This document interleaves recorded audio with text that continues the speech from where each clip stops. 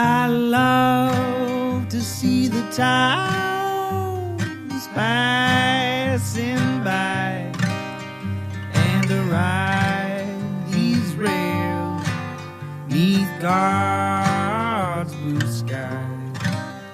Let me travel this land from the mountains to the sea, 'cause that's the life I believe He meant for me. And when I'm gone and at my grave you stand, say God called home your rambling man.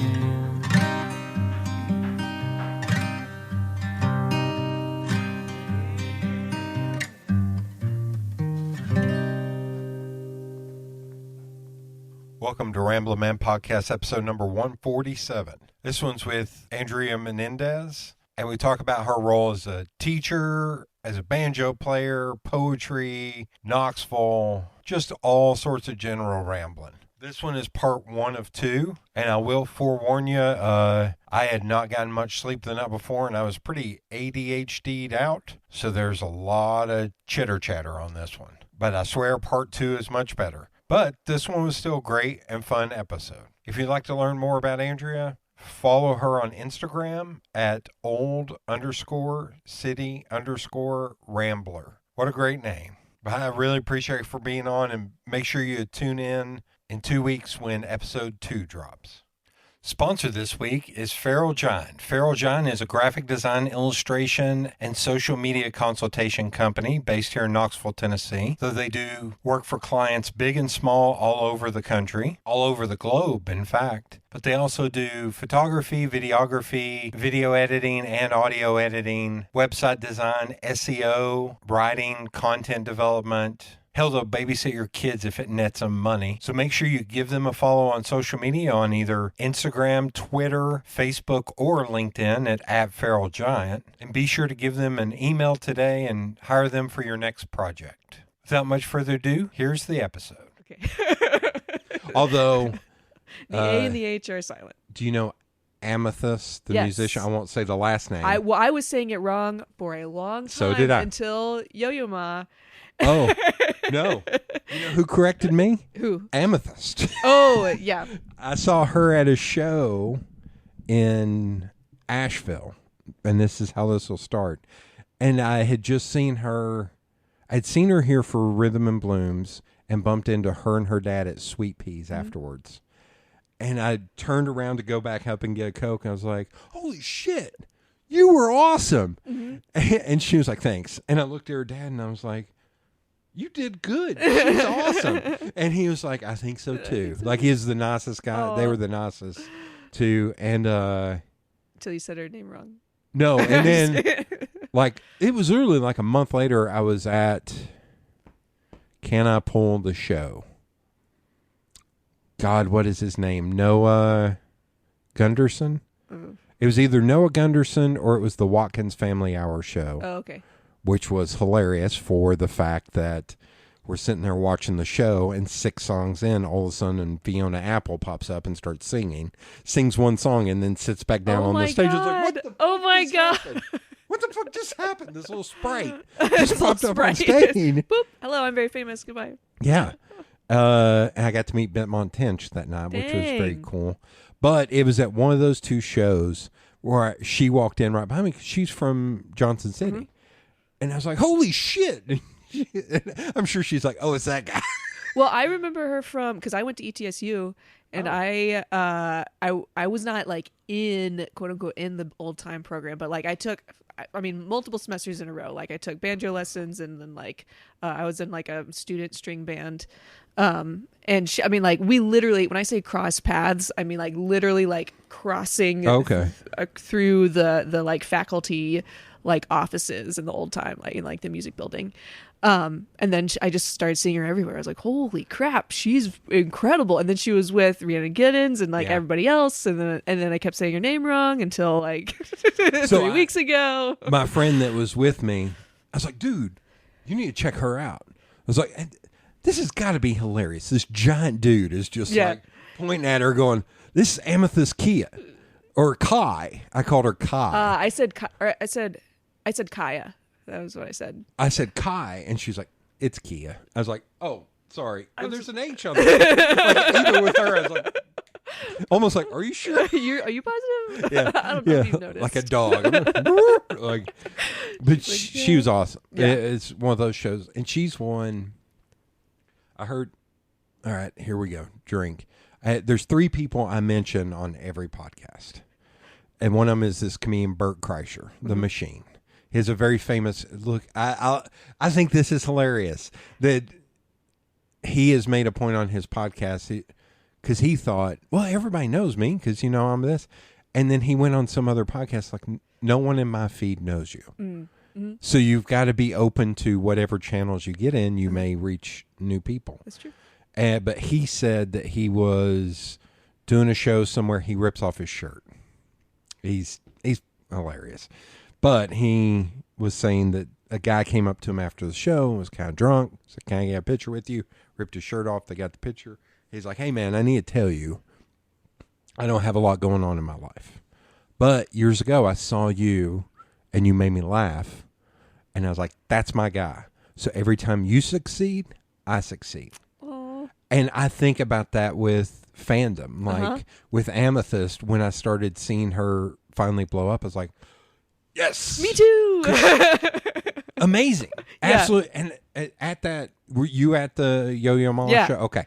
Dude, so I was, that was the kind of concert ever since I learned banjo. Maybe this is one of your questions, but like, yeah, when I first started like really learn about old time banjo and like all the culture and the history and like all the other cultural like overlaps, I was like, that was the concert that I think I'd been waiting for for like years, and it happened. I was just like, and I'm like totally freaking out, and like everybody else obviously is enjoying it too. Yeah. But did you ever watch Portlandia? Yeah. Okay, you know the skit, the like tailgate for the opera. Oh yeah, yeah. I'm looking around. Oh my like, God, yeah. These are the NPR tailgate for the opera WUOT fans. Whatever. Totally. Like very subdued, older, whatever. But I was just like shaking. I was just like, come on, like freak out with me. Yeah. There were 2 different friends that night said, "That's the best." They're like, I don't even want to call that a concert. Right. They're like, that's the best show. Experience. Yeah. And I'm sitting there next to a dude. I got to remember Otis Taylor, if I can remember. God, I hope I can remember Otis Taylor. But I'm sitting next to this group of older people. And some of the things that are being said, they're not clapping at. I'm like, fuck. Am I next to a bunch of red hats? It's like, oh, God, please don't be. And I'm sitting there listening to this stuff, and then they start playing Chris, Edgar, and Yo-Yo Ma start playing Spiegel M. Spiegel. Uh-huh. Do you know that song? I don't know. It's the one they did where it was just the 3 of them, and they just played the reoccurring notes. Oh. Yes, where yes, they yes, flashed yes. up all the nature stuff. I've listened to that song hundreds, if not thousands of times. Mm-hmm. One of my favorite songs ever. And I'm sitting there wanting to... Look at it. Yeah. What the fuck is this? Like, I was so... Almost like turning into a metalhead of just like, I can't believe they're playing. What the fuck is going on? Like, I was freaking out. Well, I thought in more my people, own self, I'm just like, I'm going to explode because this is. When they introduced, was it Quarter Chicken Dark that they played? Yeah. And when they introduced that one, I almost like stood up and I was expecting people like, yeah, Quarter Chicken Dark. Yeah. I was like, and that's like not even deep cut. That's on the Goat. That's the first Goat Rodeo album. And nobody. I was like, everybody, come on. And shoot, now I'm on blank on his name. Eric Mingus, was it Eric Mingus? He was unbelievable. Wait, was it Eric Mingus or because they talked about his dad was Charles. Okay, yeah. So it was the son. Yeah. And I was just like, holy shit, he was unbelievable. Had that big old hat on, like that was where the cracked me up. Just big old booming voice. So there's a guy, Otis Taylor. He's a blues guy. Do you know him? So he did. Oh fuck, you're a banjo. What the hell am I doing? No, you can don't feel like you're over explaining. Yeah. I might not know. For maybe people at home. Yeah. He no, did an explain. album called Reclaiming the Banjo. That's all about how the banjo was originally a black instrument, a slave instrument, and it was him, Alvin Youngblood Hart. It was a lot of people on that album. It's an unbelievable album. There's two songs on there. One of them, it's kind of funny how it gets used. 10 Million Slaves, and there's a song on there called Live Your Life where Kebmo is on there singing, and there's a horn on it. Like, I love that song so much. But the 10 Million Slaves cross the ocean. UT uses that during football games as a hype song. And I'm just, the minute they started playing it the first time, I'm sitting next to my dad going, please tell me they're not doing this. Please tell me. Hey, you guys. They've been doing it for like 12 years. Oh, I had no And idea. Well, they only play the instrumental, so you Right, don't know right, the. you would have but no I'm idea. just sitting there like, here we go again. Here we 10 go. million slaves cross the ocean. Oh, and my dad even my started. God. I gave it to him, and he was just like, "Holy shit!" I was like, "Yeah, man." I was like, "This song is completely different, man. This is." as a hype song. Oh my God. But until that album, I didn't know that Right. about that. Yep. And then following Rhiannon Giddens from the Chocolate Drops. And then, so I learned about them, and then I learned about the Tennessee Chocolate Drops. Yeah. And it was from Knoxville, and it was like, and all the, like, Yeah. I just feel like I'm like red stringing it. I'm just like Yeah. putting all the Your Charlie pieces Day in together. that Yeah, meme. exactly. So did you go to any of the other shows? I did not. I didn't really even know about Yo-Yo Ma until like a few days before. Oh, okay. And so I feel like if I had because I was seeing your post and everybody else on Instagram, I was like, dang it, I can't believe I missed, because I was like, it seemed like it was like that, but everybody got their own like, kind of moment, and I was just like, So I am kicking myself now. I think Chris Thiele, other than Well, local that's another people, name that I can always I've avoided Yeah. this saying. Tile. You got. Thile. I just realized I did my hand like that. It's a an little audio flourish, podcast. a little with yeah. you have to hold your pinky out. Other than local artists, he is probably the person I've seen the most live because of Nickel Creek, because of Punch Brothers, because of him by himself, him with Brad Medlehue. He did a solo show at the Bijou when he won the MacArthur Genius Grant, and he had like a $300,000 ukulele, and he played for 3 hours. Oh my God. Just him and an old timey mic telling stories, and it was one of the best shows I've ever been to. So, excuse me, anytime he plays, Yeah. I'm there, because it's like, I don't even really listen to the Punch Brothers albums. I just know it's going to be a fantastic night. Yeah. Yeah. But Amethyst, she opened for him. And then I took my dad to see Rhiannon Giddens Saturday night for the 3-night, and then I took my sister to a drag show at Bijou Sunday night, and was worried I was going to have to punch Proud Boys in the dick. Oh, are they there? Were In they the outside? tiny little flaccid. Sorry. It's like all it's going to take is like a Nerf gun. To Yeah. Not even going to take. Bing, bing. Again. and you hear it, the little like tinny. Again, hand motions on an audio podcast.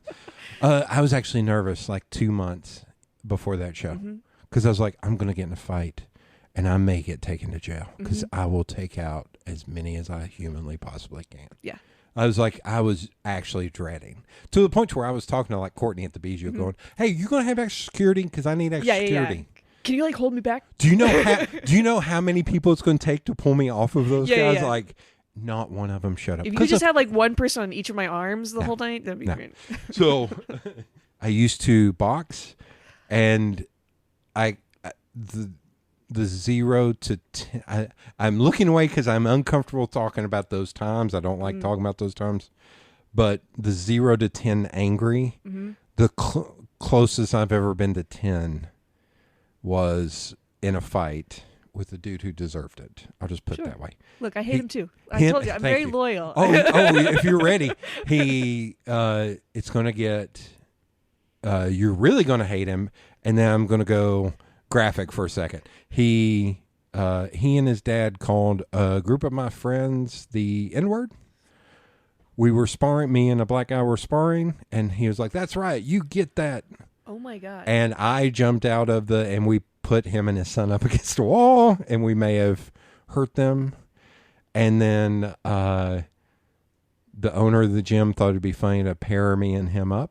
Like, that's dangerous. Yeah, That like a was year not later. Wise, yeah. And he was like, "Huh, you know who you're going to fight?" And I was like, "Who?" And he told me. I was like, "Fuck. Okay, well, that may not end well." And then in the match, the TMI of the graphic, he hit me in the Yep. 3 times. Oh my god, that's not allowed. That's not allowed, right? Nope. Okay. And on the 3rd time, he got disqualified. But it takes 3 times before you get disqualified. well, it was it was just like. no, it was 3 different rounds. Okay. And it's also maybe not the most above board Yeah. boxing gym. Yeah. And there may have been betting going on. there. Everything's below the belt. Yes, Everything's. but yeah. And I may have my adrenaline was so high, I picked him up Just over like, my head and slammed him down and started hitting. I kicked him and then I started hitting him, and it took 7 boxers to pull me off of him. That's how angry I was. So that was 10. That was like level 10 or not? I don't know. Oh, yeah. I don't know. There was one buddy of mine that there was one time we were talking, for some reason we were talking about that, and he was like, "Oh man, I've seen you at a 6." I was like, "When?" And he was like, "This time." I was like, "Dude, that was like a 4, maybe." And he went, oh fuck. Oh no! Oh, He was like, "Holy fuck." I was like, "Dude, you don't want to see that."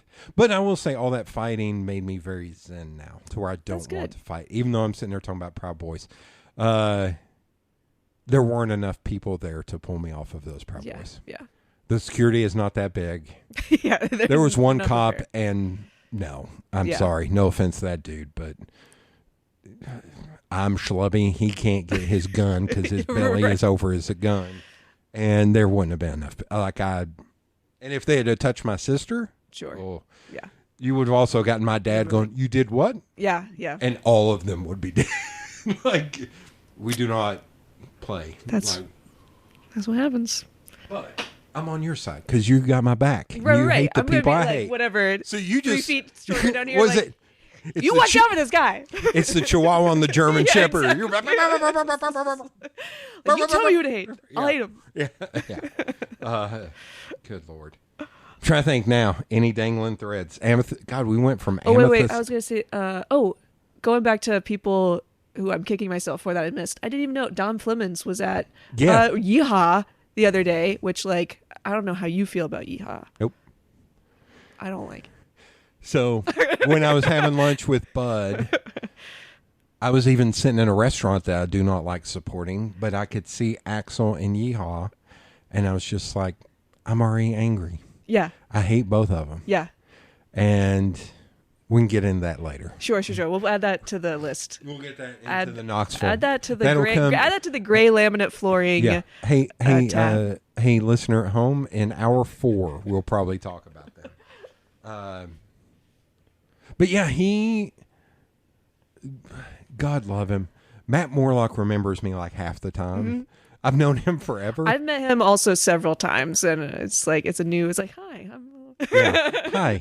I also play banjo. I also play banjo. When he had the old shop on Gay Street, it was the first shop. Not when he moved over to Chickamauga. That became the parlor. Right. The There parlor was the on one Chickamauga, that was right? like a shotgun little bitty place. There's one on Chickamauga that is now upholstery. Yeah. Former guest of the podcast. Yep. Yeah. Okay, great. Well, Yeah. I have a question about their sunflowers. If we can bring them back, I don't know how they got their sunflowers to grow around that shitty I can little... ask them. You ask them. I've been trying to put this in the Help notes. me remember, because Let's talk about sunflowers, because I got 6 beef. more hours I got of beef podcasting. with sunflowers. Okay. I cannot get them to grow. Okay, anyway, but they can get them to Excuse grow me. in gravel around a telephone pole. So, But Matt, and maybe you'll find this funny, I went into that shop. I was buying a bass that looks like an old Paul McCartney bass. He had it as like $100. I was like, I'm going to buy this. I don't know how to play bass, but I'm going to buy this. Didn't have any amps that were very good, so I ended up at RIP Broadway Sound and bought a very nice bass amp for $200, which is hilarious, and maybe $300. I can't remember. But when I was in there, he was teaching somebody a lesson, and he was like, God, this is like 15 years ago. Because what I'm about to say is kind of funny. He's like, do you have a cell phone? And they were like, yeah. And so he had the young woman pull out her cell phone. He was like, call yourself to leave a voicemail. And so he did that, and he was like, all right, now I'm going to play, and you'll have it, and you'll get there. And then he picked so fast that I was like, there's no way. Yeah. Because it's Matt. Yeah. And I was just like, the minute she left, I was like, you're an idiot. And he was like, what? And I was like, she's never going to figure that out. Because I think also she was a kid. She's like a 16-year-old or something. I was like, you dumbass. Like, I mean, that I will say, when I learned banjo, well, I was all in the age of smartphones, so I was like filming all of my lessons. But that was a skill that like I had to learn. He would switch to fiddle and he would play something. He'd be like, okay, now you play that on banjo. And I was just like, that was when I was starting to have to get pretty good. So, but oh my God, how funny would it be that you were the one that like it was me. Yeah, I got that unlistenable voice. Yeah. The funniest is when he moved over to people here. I'll give you one you missed. When he moved over to the second shop on Gay Street before it became the Parlor, I saw Anais Mitchell in there. Whoa. She was supposed to play, and I always screw up this guy's name. She was supposed to play the Square Room. They were booked 2 shows in one night. And God, why I always forget that guy's name. He's got a funny name. It's not like Royal Blood or Royal Teeth, but it's something like that. Wait, and it's not a band, it's a person. Well, it's a person. It's like M83. It's a person that has a band. Gotcha. And the opening band was Purity Ring, who was somebody I liked. And then I was like, I kind of know him, but I like Purity Ring. But they ended up moving the show over to the Anaya show over to Morlock because they're like, what the hell? It's like one show was going to end at 10:59 and the other show was going to begin at 11. Yeah, it was something stupid. Yeah, that's insane. But I was like, I've seen a Tony Award winner. That's incredible. A Grammy, Tony, God knows what else in Morlock Music on Gay Street. That's also the one where here's a name. Wait, I got to look at your eyes when I say this name. One of Randy Boyd's sons was in there buying an instrument, and Steve Martin backed into him. Holy cow. When Steve Martin, the first time he came and played the Tennessee with, why can't I not remember their name? There's another band. Steep Canyon Rangers? Another band I've seen half a dozen times. I didn't see Steep Canyon Rangers until the first time, right after he had left, though. Oh, okay. So I never saw him with him. But it was him, and he was like, I literally bumped into him. Yeah. In Morlock Music. And it was just like, boom. Oh. I saw one of the, and I can't, now I feel like a shitty fan, but I used to busk in Market Square, and just on market days until it got way too crowded down there, with other buskers. But it was the weekend that I was seeing Old Crow Medicine Show, and I had played, I made my money, I was done, I was tired, I was hot, and I packed up my stuff and I went to Pioneer House. Wait, it's still called Pioneer House, right? It's not or Yeehaw. Wait. It was Yeehaw. It turned into Pioneer House. Anyway, so I was in there just I like going there to look. And I saw his pass, his stage pass, basically. And I recognized him, but even now I couldn't tell you what his name was. But he was one of the guitar players, or maybe he was the Get Joe player. Of Steep Canyon Rangers? No, of Old Crow Medicine Show. Oh. And he was in there, and I was just like, hey man, I was really excited to see you guys tonight. He was like, oh, well, I already saw you today. You're great. I was just like, what? Oh my God. I was 20, how old would I have been? And I would have just graduated college, so I was probably 22 or 23. Oh my God. And so I was like, oh, you saw me? Oh and that was a stage in my life where I was like, I'm going to be a musician. And then I learned what that meant. I was like, I don't want to do that. I don't want to play 3 hours of covers in a Mexican restaurant before I break into God, now why am I going to blank? I created the logo. Captain Redbeard. I created the artwork. I created a lot of artwork for Dean over the years. But I created the Captain Redbeard logo for him. I saw Lost Dog Street Band busking there, and the photo comes up every year. I'm like, this band sells out theaters. Yeah, I think that's when I quit busking. When I went downtown, I was like, I saw them and I recognized them. I was like, what the fuck? And there's a dancing dog down there, and there's them, and there's other people selling CDs, and there's this little kid who plays the guitar, and then. But I think they weren't playing anything huge. I don't think so either. But I guess I saw them on. I guess I didn't realize that they hadn't really like gotten following. big yet, because I had been following them on like social media for a while, and so I was just like, well, these people are real. I am fake. That's like, do you know Lila Honecker? So she would do house shows. And I was at farmer's market and I saw a dude and he looked like he hadn't bathed in like a week and he stunk. And then I went to her house show that night because I would just go. Jennifer Nicely was opening, and then that dude, and then in walked the dude I saw busking. I was like, holy fuck, now I'm going to be in a small room with him. And he still hasn't showered. Like, this is, God love that dude. I don't know who he was, and if Lila listens, I thought you were going to say, like, he was the act. But he was the busker guy, but he was the guy I paid. I was like, then why'd I pay to see you tonight?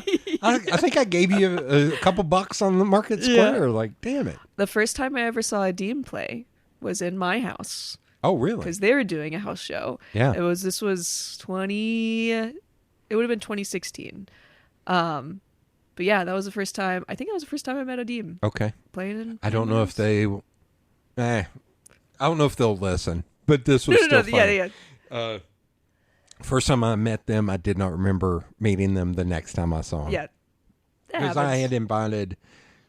I was president of AIGA, American Institute of Graphic Arts, local chapter. Excuse me.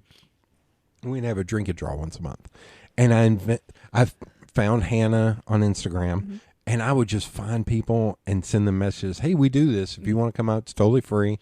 Show up. And her and Adeem showed up. And then the next time I saw them, that's how Adeem actually found out about the Central Collective and Dale, was because of me. And I associate that whole crew as like. Yeah. And it was so funny because it was like the next time I saw Adeem, it's like, good seeing you again. I was like, fuck this. Yeah. You too, sure. Man. Yeah. And I was like, okay. And then later on, I pieced it together. I was like, oh, yeah, that's right. Yeah. That's mine. I'm a dumbass. I was running an event. There were like 30 people we there. Meet so many people. And as a teacher, all the time, kids, like even kids like that I taught last year will be like, hey, Ms. Menendez in the hallway. I'm like, hey, you, buddy. You are great. Yeah. Hello, I remember you. Nice seeing you again. Yeah. My friend Wendy, it cracks me up because we were talking one time. I was like, I referred to her husband as like, how's the big guy doing? She's like, you don't remember his name, do you? I was like, of course I remember his name. His name is Keith. And she's like, oh, okay, so you do. Wow. I pulled it out of my ass. You don't believe in God. Now, everybody. At the last minute, it's like, I do. Don't question if my memory. His name is. I was like, somebody will insert it here.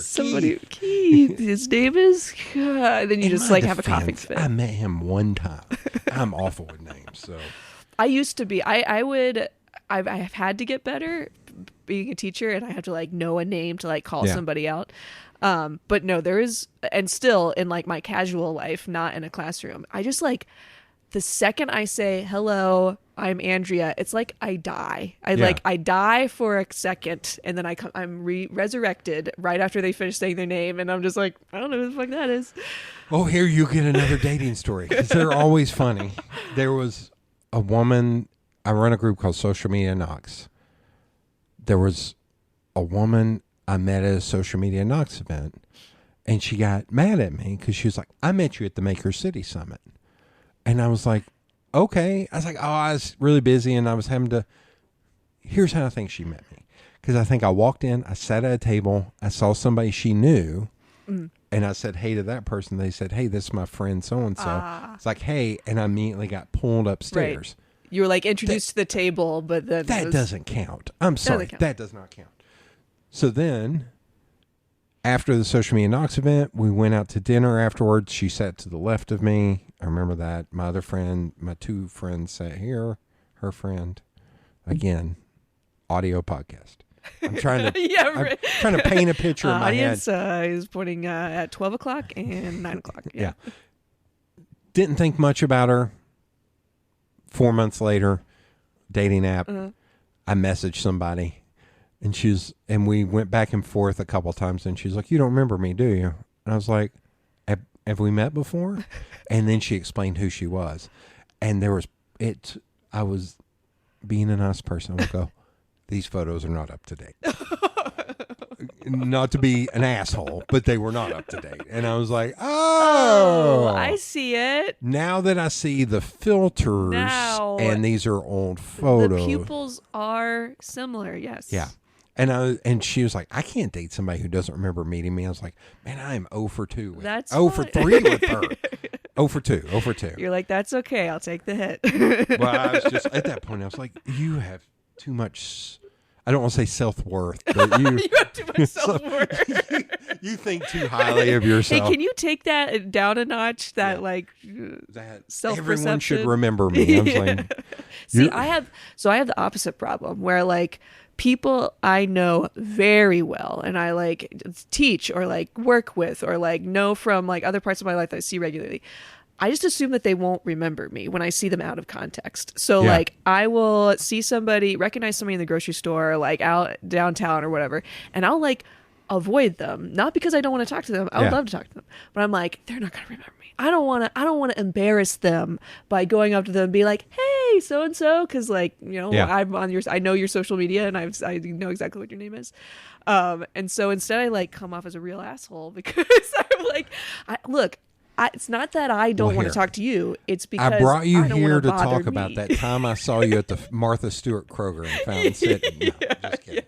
And like, I'm always delighted when they like grab me and they're like, hey, Andrea, how are you? And I'm like, yes, I do know you. I recognize you. Nice to see you. But I'm like lurking, like slipping down aisles and like trying to avoid them just so they don't have to feel embarrassed that maybe they don't remember me. That's my self-worth. So if you want somebody, I'm... So the funny thing about me Mine is down here. I don't expect anybody to remember me.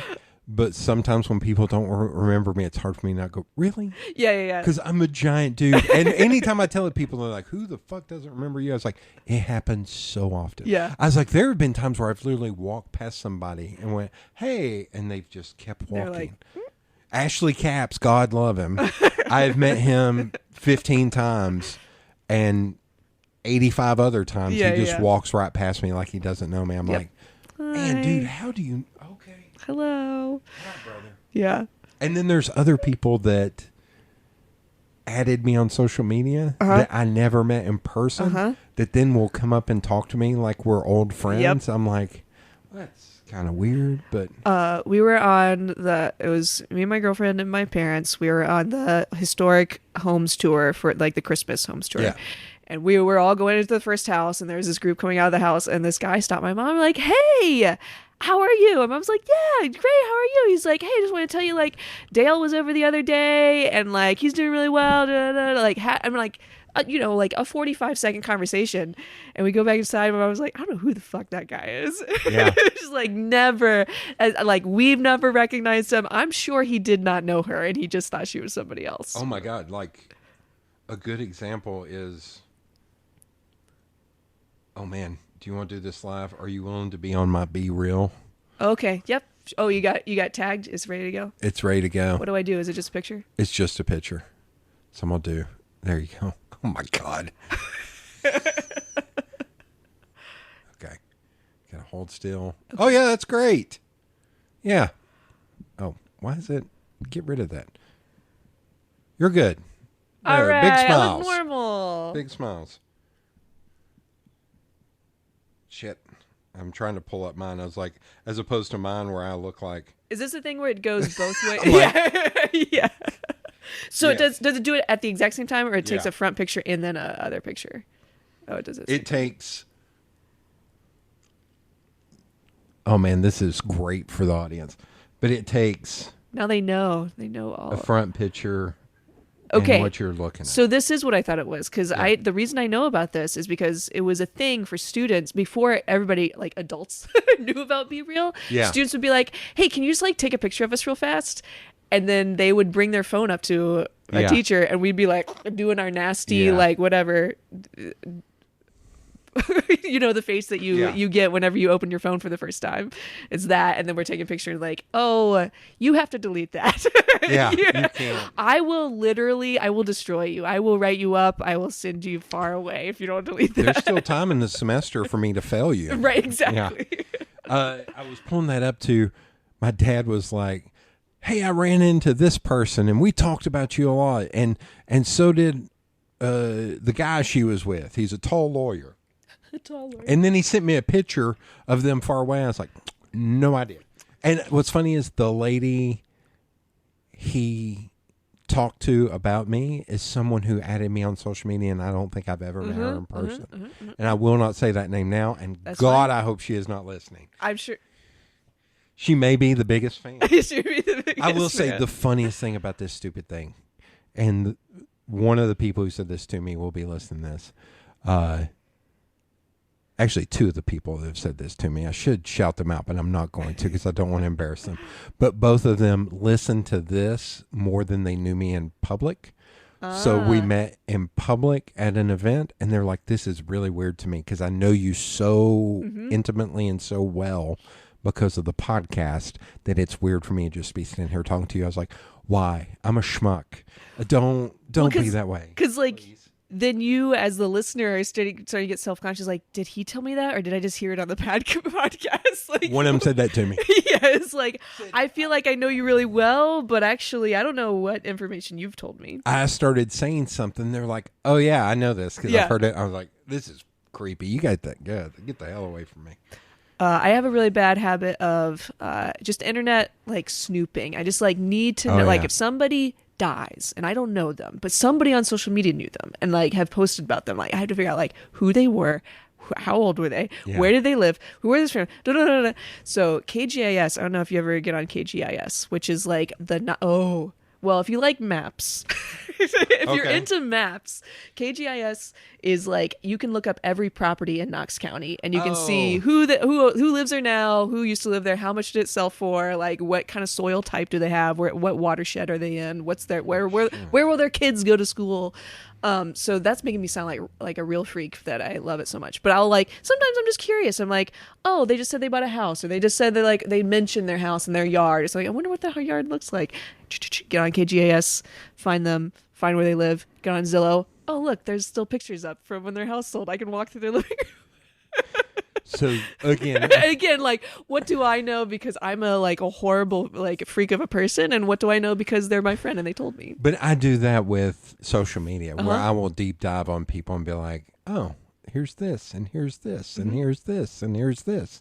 Bert Kreischer, when he would go to somebody's house to record with them, usually be somebody more famous than him, he would Zillow their house to see what they paid for. Yeah. And Bill Burr, he went, and Bill Burr told him like 5 houses away on the opposite side of the street, and he said he showed up and he was like, and he heard, hey, dummy. And he looked over. And he's like, what are you doing over there? He's like, I didn't give you my real address, you asshole. I know what you do. Come on. And so he went over. I know what you do. Like, and he was like, son of a bitch. He's like, I still figured it out and looked it up. And saw what he paid for his house. He's like, he's doing well. He's doing well. He's doing fine. He's going to be fine. That's funny. But I never do the Zillow thing. Like, I've just had people straight up tell me. Like my neighbor here told me what he sold his house for. And I mentioned it on the podcast the other day, and I felt a little guilty talking about it. But we were talking. Hey, it's public record. I can find it. Yeah, it was Damon Rolls and I, what we were talking about was the price of his house is going through the roof. God, maybe we talked about off mic. That's the creepy part. Oh, is not knowing what we talked about on mic and off mic. Yeah. Okay, I'm not going to talk about that. Off the record. Okay. Oh, yeah. I guess you can ask me some questions. Question 1. Question 1. I'm hour not kidding. 2. I'm not Yeah, kidding. Okay. You've kind of hinted and danced around this. Where are you originally from? I was born at UT Hospital on the day of the UT Vanderbilt game. I grew up in Fountain City. Probably a win. It was a Saturday. It was November 30th, 1991. So go ahead. Everybody can look it up. You're a year younger than my sister. Oh, really? You dickhead. Yeah. So I grew up in Fountain City. Okay. on the good part of the town. In the nice part of the town, I guess. I don't know. No, I'm just saying West Knoxville is not the good. Not yes. You and I were talking about that before. There is West Knoxville, and then there's way out west. I don't know if your family had like that distinction, that demarcation. Nope. Also, Everything west of a certain point was of, West Knoxville. West we don't of Paper go there. Mill, even like approaching Paper Mill is just like that's outside of our zone. Yeah, kiddo, that's not for us. Yeah. Okay, so Fountain City, and then I went to. When I graduated high school, I graduated from Central High School, and when I left, I gave that place the double bird, and I said, "You will never see me again. Yeah. I'm out of this crummy little town." And I went to Warren Wilson College in Asheville. Well, Okay. technically Swananoa, but it was very expensive, and I ran out of money. And my dad teaches at used to teach at the university, so I could get a nice little discount if I came back in state. So I went to ETSU. Okay. I'm doing the math. So you got to see kind of the front end of Asheville getting bigger. Yeah, I mean, like, Asheville was already, I feel like when I got there, it was already, like, like, if I had wanted to move to Asheville right after graduating undergrad, I probably could have swung it, because I have friends who, like, did it. Yeah. But I think it would have been hard. I think it was, like, it was already breaking out of its little So shell. when I went there for the first time, it was like 02, 03. Mm-hmm. Was it 01? No, it was 02, 03. And I literally thought, oh, man, I would love to move here. Mm-hmm. But I was like, holy shit, there's not enough graphic design. There's not enough business because it was just a tiny art town. Yeah. And I was like, there was no breweries, I don't think, at that point. 2002, 2003. There was probably, like, Green Man. That was probably, like, Maybe. it. Maybe. Shoot. Thunderstruck. Why am I blanking on one of my favorite breweries? Thunderstruck. I don't know. God. It's going to drive me nuts. I have bottles of their beer in there. Asheville Brewery. The minute I say it, you're going to be like, oh, yeah, that place. Thunder. But it's not a newer one. No. I was going to say it may have been one of the first ones. Highland. Oh. Highland yeah. may have been. You're right. Not trying to be right. No, They're also getting rid of Thunderstruck, which really pisses me off. Yeah. Because that's one of the first craft beers that I was like, this is my go-to. Yeah. When craft beer first, when the normal man could, was getting a hold of it. Yeah, Asheville was like, our family, like, we would go there for like a baseball game or like just like for the weekend or whatever when we were kids. So like I do remember, but I was also a little kid, so I was only seeing like a little sliver of that place. But I mean, yeah, I always thought it was a cool place. And even when I was like in middle school, I remember being in middle school and being like, I want to go to school in Asheville. Yeah. And then I went and it was cool. But yeah, I could have stayed, but when I realized I wanted to teach, because I wanted to teach public school in Tennessee. I didn't know that I probably wanted to come back to Tennessee. And so I was going to have to graduate from undergrad and then immediately go to master's program before I could even be certified to teach, because they didn't have a teacher education program. Okay. So then when I went to ETSU, I could just graduate from ETSU and I'd be certified to teach. So. What was your undergrad in? English.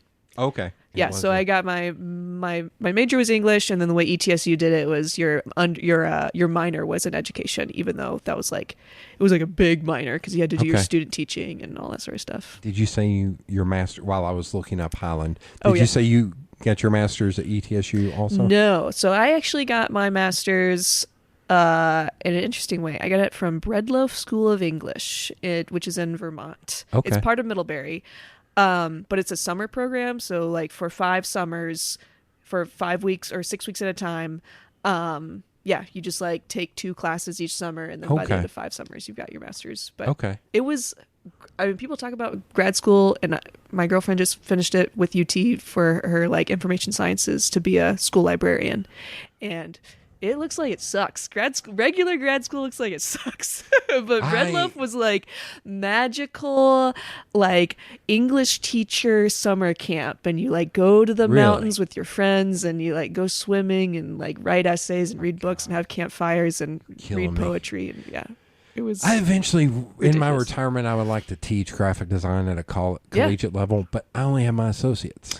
But I just got offer to apply to be a adjunct professor at Pellissippi. Okay. And you only have to have an associate. That's to do true. that. But I thought if you were going to be a full-time teacher at Pellissippi, you still have to have a bachelor's or higher.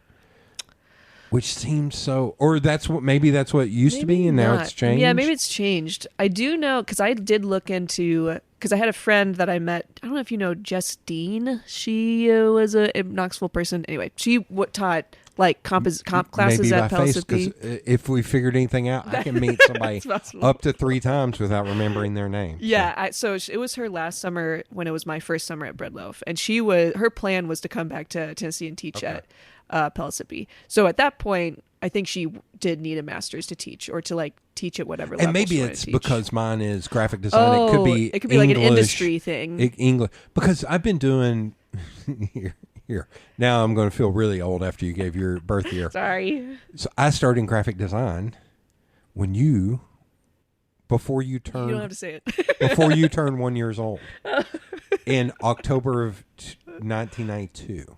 All right. At Fulton High School. All right. Cool. Yeah. Vocational. Yeah. It was a vocational school. Yeah. But I don't know. I would love to teach, but the thought of going back and trying to get my bachelor's or that's one of those, I'm teaching a technical program. Why can you not take 31 years of experience? Right. Well, that's what I was about to say. Is like, I do wonder if you just need an associate's, if you have a certain level of like industry experience. That would make sense. I don't know. But I will say, so like I looked into it because I was like, cool, I would like to teach college level like writing classes.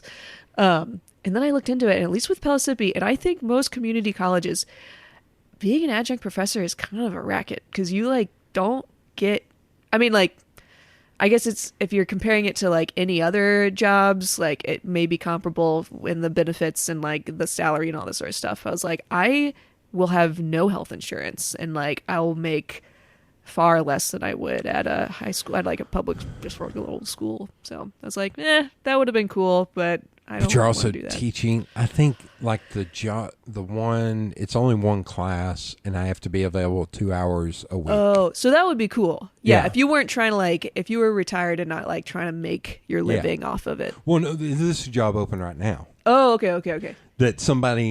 Another person I don't think I've met, and if you're listening to this podcast, I apologize. Maybe I have met you. We've learned that I do not remember people, apparently. But she just sent me a message, and she was like, hey, we have this open adjunct position. I want you to apply for it. You'll probably get it. And I was like, well, I have a day job now, so I don't know if that's possible. And she was like, talk to him, because you may be able to work it around to be a night class. And I was like, and if it's to a point, I can probably talk to my bosses and say, hey, on Tuesdays and Thursdays, can I leave at 4 o'clock? Because I'm a salaried employee. I'd be like, but they're also, I don't know. That gets in some gray area. I don't know. But, excuse me. Okay, so Fountain City, Knoxville. Your dad, you said your dad was at ETSU? Oh, no, my dad taught at UT. He just retired. He taught at UT. Yeah, he just retired last So you spring. could even get the discount? Any state school, I got a little discount. Yeah.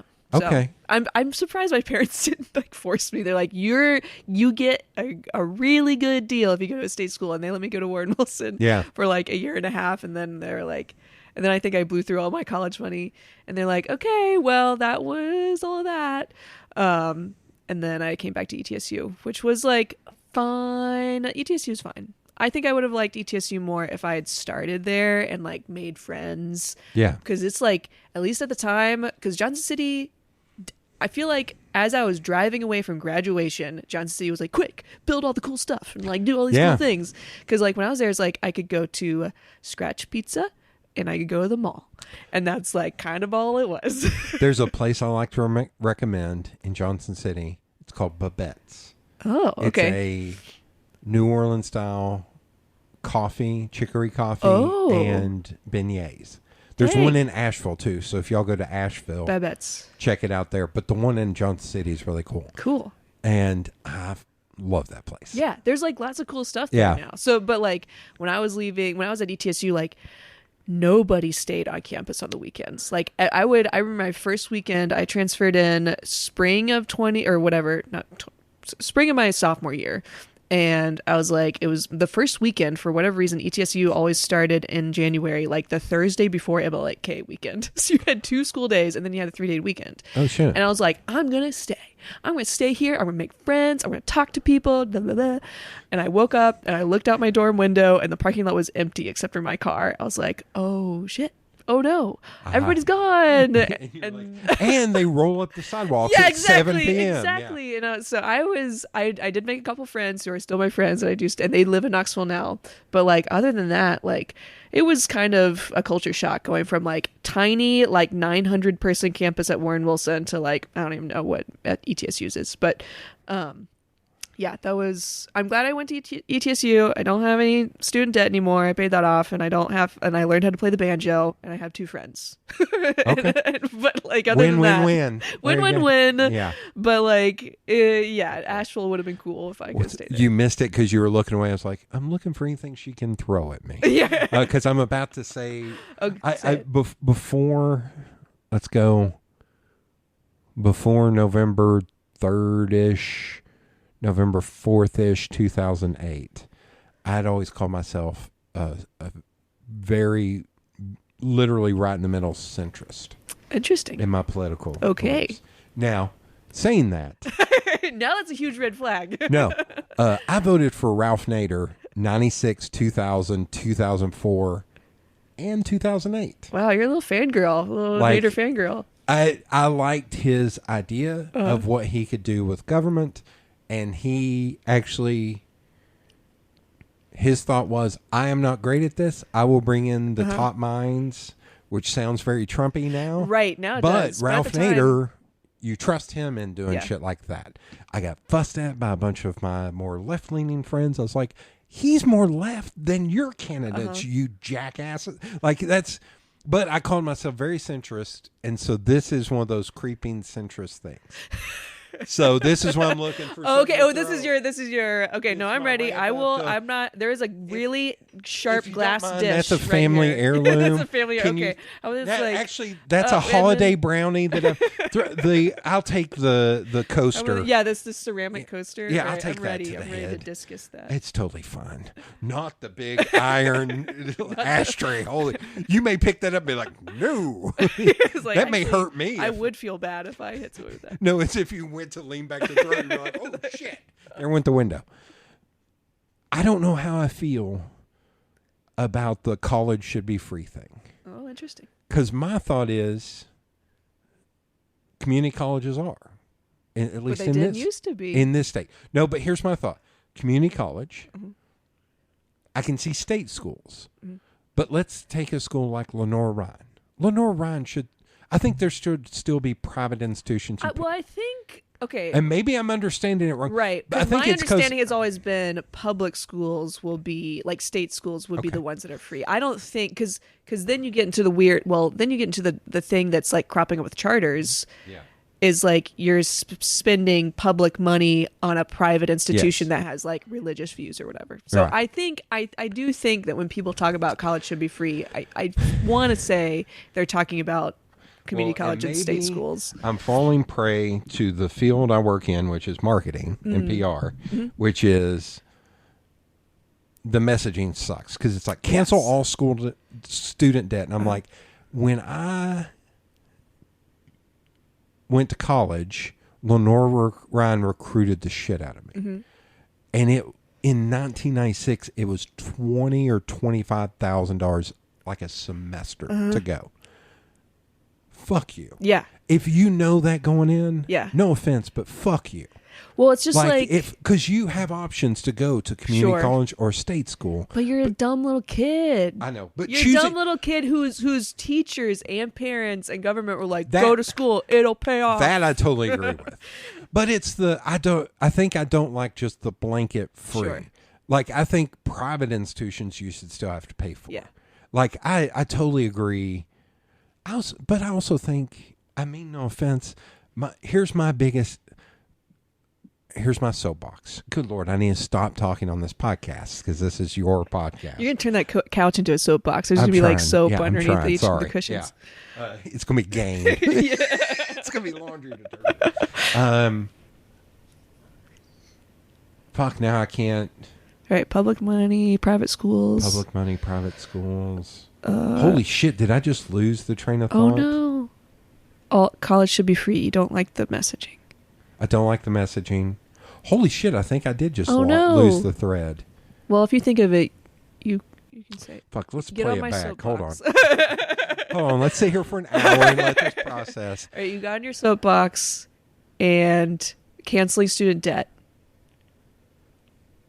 Yep. And you're like, and then you stopped. Damn it.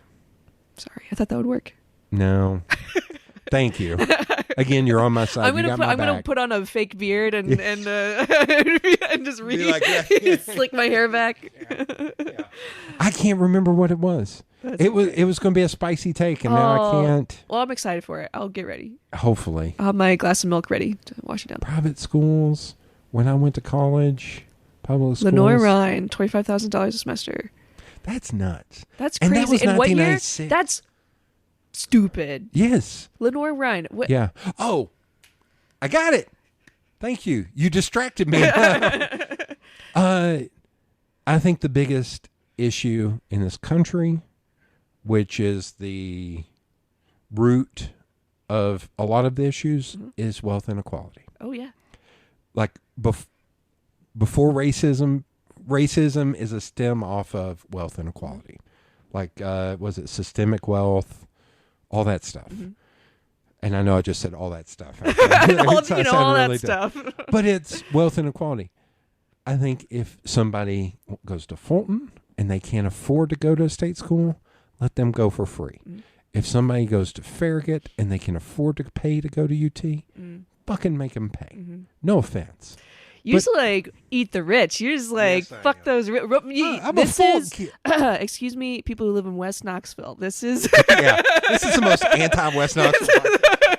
That's what I'm gonna title this. Jody would say, "Fuck you," in West Knoxville. But it's and your money. But it is if somebody can't afford to go, and they want to go, not forced to go, want to go, let them fucking go for free. And they're a poor person, I will say, so there are several schools in the state of Tennessee, and I'm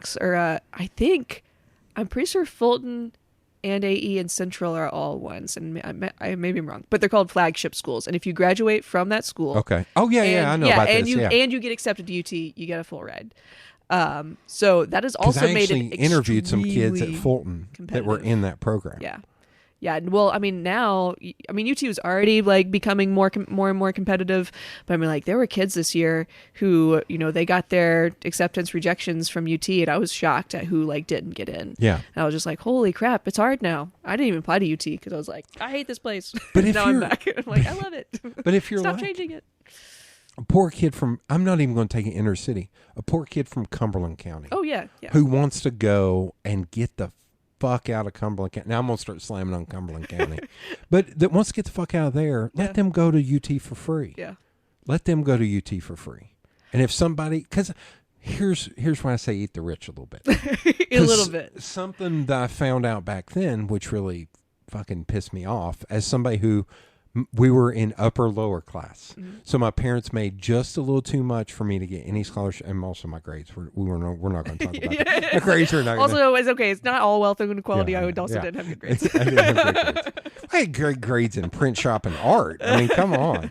But if you want that kid to go, but there were rich kids that their parents would rent an apartment. Yeah. So you know about this. They would rent an apartment to establish a residence, and they would get funding because of that, because of hardship. I was like, you're a dick. And it was like, well, they think you're a dick. Yeah. They can pay, let's say, $8,000 in a cheap apartment, not now, but back then, and then instead of having to spend $20,000, I was like, fucking hell. Or they would do that in other states to establish residence. That's why I'm saying if they can afford to pay, they need to pay. Yeah. Also UT, you're making enough money off of your MBA program.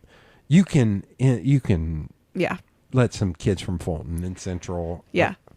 As much as it hurts me to say Fulton and Central. Notice I did not say AE. They were a rival. We do not. Okay. Well, Fulton and Central are rivals now. Our rival used to be halls when I was growing up. Halls and Oak Ridge. We played Oak Ridge and Maryville. We do not play them anymore. Well, what was weird is it started when I was in school, and then shortly thereafter, our biggest rival was Catholic and Alcoa. And Oh, I'm dang. Like, what the... What? Catholic. I forget Catholic even exists. Yeah. Which I think they bumped up to like 5A Yeah. in football. So, God, don't get me down that rabbit We were hole. not even really rivals with Maryville and Oak Ridge. They just like stomped us into the ground every time. It's like, I was in the marching band, so we would drive all the way out there just to get slaughtered. We're like, okay, well, that's our rivalry. I had to go to summer school. I'm only telling you this to tell you the story about the English teacher I had at Central. now. At Central. No, it's an interesting good story, story. okay. No, it's an interesting story. Oh, okay. Interesting. And how the school system works. And holy fuck, listener, I swear to God, one of these days I will stop talking on this podcast and let the other person speak. It's a conversation. It's a conversation. There's a whole podcast. I had to go to summer school at Central, and the teacher I had was from West. He's probably not teaching anymore, but he may have still been teaching like 10 years ago. Like he was young enough, but he was also old enough to where he may be like 70 now. But the big thing here in town was the rich people. God, this does sound like you eat the rich. The rich people, a school would be fixed up, and then the rich people would move and make their kids go to that school. And he taught at West, and he watched that happen at West. And he was like, you know what? I'd been a teacher for 18 years, and I never got nominated for a Teacher of the Year award until all these rich parents started coming. He's like, imagine how that worked. He's telling us. Yeah. We were like 15 and 16. And he's telling us this. I'm just trying to get a credit. He would also, we had it. He would show us movies based on books, like The Outsiders, and then explain to us about, he's like, I ain't got time for you to read this. Right. And In summer explain school it. especially, it's like, He was like, we're trying but to get some this points. is like a quick version of me being able to tell you about this. And he was a great teacher. Yeah. He was a great teacher. But that blew my mind a Yeah. little bit at like 15 or 16. And then I saw it. And then I saw what happened at Fulton. And I may be getting this wrong, but I don't think I'm getting this wrong, in that they fixed it up as I was leaving. Yeah. Yeah, they're like, You should he's have gone. seen it. You should have seen it before, because there was on the 4th floor boys' bathroom. There was a hole in the wall, and you always wash your hands, paper towel, and threw it in the hole. You didn't throw it in the garbage. That was happening when my dad was up there in the late 60s. You wash your hands, you throw it in the wall. But he once caused a fire emergency because somebody was coming, and he was up there smoking, and he would and flicked it in there. Oh my God. Luckily, they were wet paper towels, so it was only it was just like smoke, yeah. It wasn't fire, but Wow. it caused an issue. And I was like, I went up there, I went in that bathroom, I was like, that damn hole is still here. It started to get full. All the way to the 4th floor. All the way to the 4th floor. But from what I understand, take this with a grain of salt, they fixed up Fulton, and all of a sudden that started happening. The rich kid. Who are the rich kids of Fulton? So the rich kids started going to Fulton. There's also an elementary school here in town, which I don't want to mention, but I've been to the elementary school, and it is in a poor impoverished black neighborhood. And I go in there, and it's like, there's a lot of rich West Knoxville kids in here, because I know the parents. And the parent, I'm like, you live in West Knoxville. And it was awkward to me. That's interesting. And I'll tell you that one off. Sure. If I can remember 6 hours from now. But Fulton, from what I understand, the rich parents didn't like the rich kids having to mix with the poor kids, so they created a like Fulton Academy. The academy system. Yeah. Okay. So well, I didn't know how that academy system emerged. That's what I heard. Because that was like before, obviously, before I was in high school, I guess, or maybe like not long before I was in high school, probably. When Fulton got its academy system. I always thought it was like. I thought it was like the district had come in and it was like, you're not doing good enough. We're taking over and this is what you have to do now. But maybe I'm thinking of something different. I don't know. That does happen. They like just come in and like, here's the punishment. I forgot. I got to add down here. in the questions that we'll eventually get to an hour 7. When we get to question 2 and third grade issue in Tennessee now. Okay, yeah. I'm just thankful. We'll talk about that. That'll come after Charter versus Public. Okay. But that's what I understood, so that the rich kids could get the street cred of saying they went to Fulton. That's great. I mean, so when I went to Fulton, and I found this out, which was true, in the 90s, Miami drug gangs started running drugs. This was their stopping point to go to, I think it was Detroit and Chicago. Wait, where did you hear this? No. Oh, you were. No. When I was in high school, when you were in high school, I saw this shit. Okay. Like, we literally had a guy that was in his late 20s Yeah. that roamed the school that was a drug kingpin. All right. And I know that because 3 of my closest friends ran drugs for him. Gotcha. I saw a gun. You know this. Okay. I saw a gun on my first day of an underperson threatening my friend. Oh my God. Yeah. Okay. Well, So yeah. Fulton was rough. Maybe they needed. Well, then they came in. They're like, you have to wear uniforms now. That'll fix it. So I thought I imagined all this shit. Yeah. I was like, oh no, it's just rough. And then I was on the Business Advisory Council for the city, and we went and met with, there is a group that is like a liaison between the public and the police. Mm-hmm. And I heard the guy talking. He was like, oh yeah, and then in the 90s when the Miami drug trial, I was like, whoa. Oh, that was real? Yeah. That was real? And he was like, yeah. And he was like, did you? I was like, I went to Fulton. He was like, oh. Oh. Yeah, and I was like, you know? Holy shit. And he was like, yeah, it was real. You saw all that. And because holy crap, it cracked us up that people from Western Heights would wear West Side. They were West Side. Yeah. And they were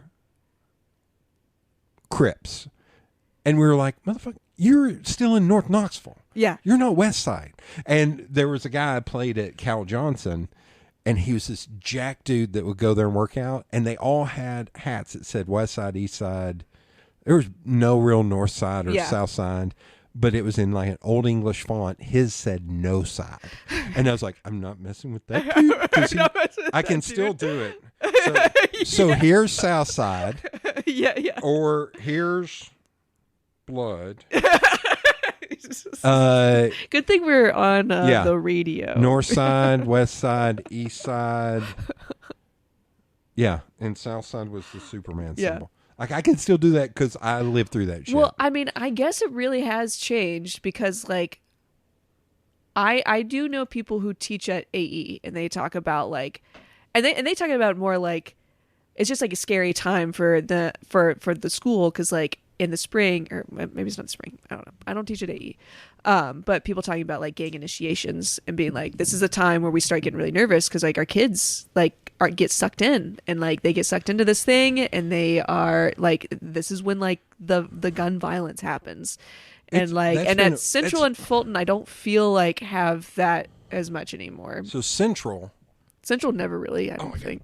I'm stretching out because I am. That's fine. Like, my ankles were about to snap. I was going to say, I'm sitting here like I'm too clawed up in here. So Central started having issues when I went to high school because they integrated it more.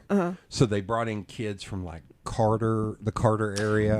Yes. And they actually shipped off some black kids from East Knoxville out to Carter. Yeah. It was like, holy, what are you doing, man? That's some country ass people and black kids. So I was like, this is scary because there was a cross burning in Halls when I was in middle school because a black family moved out. That was 89, 90. That was not that long ago. Yeah. Which, saying that now, it's like, of course it wasn't that long ago. It's like, oh yeah, I forgot. 8 years ago to say it wasn't that long ago was a shock. Whereas now it's like, hell, there are Nazis protesting drag shows. It's like, never mind. There was a period of time where that was like, that was a long time. That should have been a long time ago. Like, oh no, it could have been yesterday. Okay, so watch this. So you're from Fountain City. You go off to college. You go to ETSU. Your dad works for UT. What's he do? UT? He is a landscape architect. So he taught design. Yeah. Okay. So we had a very nice yard. Can he come over and help me out? Yeah, right. Well, he's retired now. Damn it. And he comes over to our house. Like literally the other day, I saw the shadow go past our window, And I turned to Bethany. I was like, my dad's here. You live a mile from me. I know. You right? saw my alcohol. I got beer. Yeah, I will gladly. Yeah, we'll work got for records. beer. We can listen to music. Listen to music, Come on. drink. Totally. He'll rip out your whatever privet, whatever he hates. I mean, Yeah. what is a privet? I don't know. It's like a tree thing. I hope my dad doesn't listen. Oh, He's What always else I like, can- I'll wake up and go outside and be like, where the fuck did that come from? And Yeah. I'm like, oh, it's a tree. And I'll be like, I'm like texting a picture. I was like, what is this, Dad? Yeah. What do I do with it? Do I water it? Do I not water it? Literally just today, both of my parents were texting me separately. They're like, hey, don't forget to water the blueberries. I don't know if it's going to rain or not. Oh I my was like, God. Okay. I make really good cookies. Does he like chili? likes Is he a chili, likes to- vegetarian? He's not a vegetarian. He'll love my chili. I love your chili. I had told my neighbor George for years, I was like, I need to eventually hire a landscaper to come in here and figure out the bushes because they're kind of a mess. Yeah. And the ones on this side have poison oak, and I am Ooh. deathly alert. Like the last time my mower broke, neighbor George, God love him, mowed my yard. He was That's like, very I'm nice. bored. Yeah. I'm going to just do it. He was like, I was going to let you borrow mine, and I just don't have anything to do tonight. So, I just So, did it for you. please do something to it.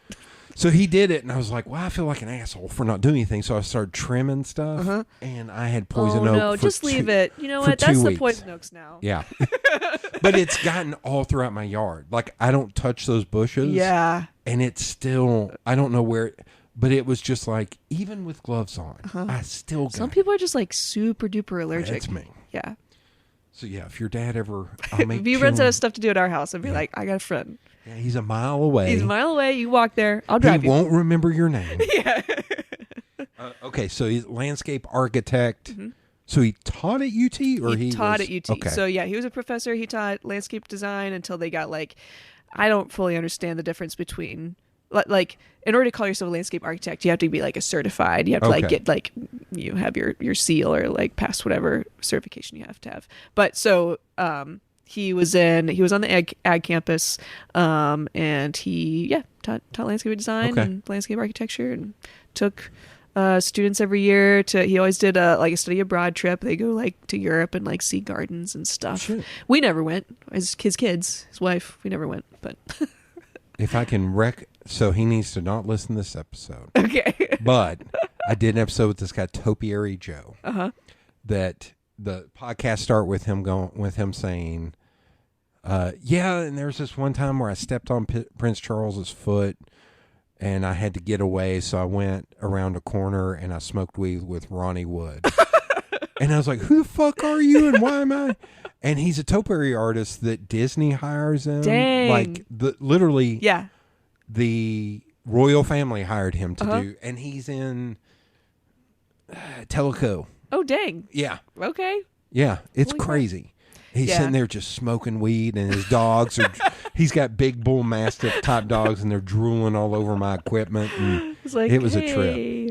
No, he's like not. He does not do topiary. His favorite Okay. thing to like shit on are meatballs, or shrub meatballs. He calls them. Oh yeah, Which are just like the perfectly spherical, like boxwoods or whatever, like you plant outside a Man. Target to make it look not so hellish. Edward Scissorhands has Yeah, to yeah. drive him. Is it Edward or Yeah. just Ed? I think It's it's Edward. Edward. Thank I God. think it's Again, it's a formal. trip. We're in hour 4. Yeah, hour 4. Yeah, I I'm literally start- don't know what time it is. I'm starting to see colors. We're on question 3. We've kind of skipped Oh, around. we skipped around. We I was skipped. like- We need like cross them Actually, off. we as haven't get- finished question 2. Oh, okay. Wait. What is question 2? So what did your mom do? Oh, so she was or she still substitute teaches. But for the most part, when I was a kid growing up, I don't remember when she first started subbing, but she mostly stayed home and then started subbing in Knox County schools and mostly like Fountain City, Shandale, like just local. When local she was a schools. sub, there was no I'm trying to think how to say this. I'm going to sound very dumb when I ask this. What do you have to be to do to be a No, sub? no. Oh, okay. It's like, did she have to stay within certain subjects? No. So like in elementary, well, she only does elementary school. Oh, So okay, she just elementary. does Okay, like gotcha. the whole Gotcha. thing. Yeah. It's like, man, I never thought about how that works for high school. It's Yeah. like, do you have to know English to sub for English? No. Yeah. So I was a sub before I taught. because Yeah. I was just like, because I graduated in December and there wasn't any jobs. But yeah, when you sub, literally, you just have to be alive. Like, you have to That pass a feels weird background for check. like math and science. Well, no, you just gotta like go in the room and make sure nobody leaves the room. And if they do leave the room, then they come back. And if they don't come back, you gotta tell somebody. That's the job. Oh shit. Okay. That's how a subbing job works. At least Okay. in high school. That's, Okay. Keep order for the most part, and if you lose it, yeah, tell somebody. So I got, this going to sound like a humble brag, but it's not. When I got out of high school, I had 5 or 6 offers to teach high school print shop Oh, between age 17, because I was 17 when I graduated, and 25. And I had to keep turning them down because I'm like, I am too close in their age, Right. and I will put a kid through a wall Well, if they talk back to me. I couldn't like when I'm still shocked. Obviously, when I was that age, I wasn't that shocked. But yeah, a 22-year-old teaching high school seniors, which is like, happens all the time because that's like Yeah. what age everybody is. Yeah, But it I happens all the time. I know about because I see it on Jerry Springer. yeah, right. R.I.P. And it's just R.I.P. a like- real one. Oh yeah, it's true. Yeah, when I first started teaching, I was like, very serious, and like when I went through teacher school, they're like, they might have overcorrected, but they're like, I remember they told us no smiling in the first 6 weeks of first 6 weeks of the semester because you don't want to make any friends. And so like I was on a semester schedule, so like I ended up just being this very cold, standoffish person. Like my students were not comfortable with me. They Oh my didn't ask me God. questions because I was just like looked like this statue because I was so terrified of like any barriers ever being crossed. I was like, don't talk to me. I'm not your friend. I don't even like you at all. On the chalkboard, you write, "Mercy is for the weak." Yeah, exactly. I was just like, and I was also just stressed because I was like, this is my first time doing this Yeah. job, and like, I don't know what I'm doing. Yeah. But I'm sure all the parents now- love hearing that. I don't know what. yeah, I don't know what I'm doing. Sorry. Now, Softball. Now, a year 8, I just finished year 8. I know what Okay. I'm doing. I feel good, and I feel now that I'm at an age that makes it easier to like relax and just be like, authoritative. be able to talk to them and also have authority and not be like such a like miser, which is what it used Yeah. to be. But yeah. Yeah, I'm trying to think back to my English teachers. It was so funny. Like I had, God damn it, I gotta stop talking on these fucking podcasts.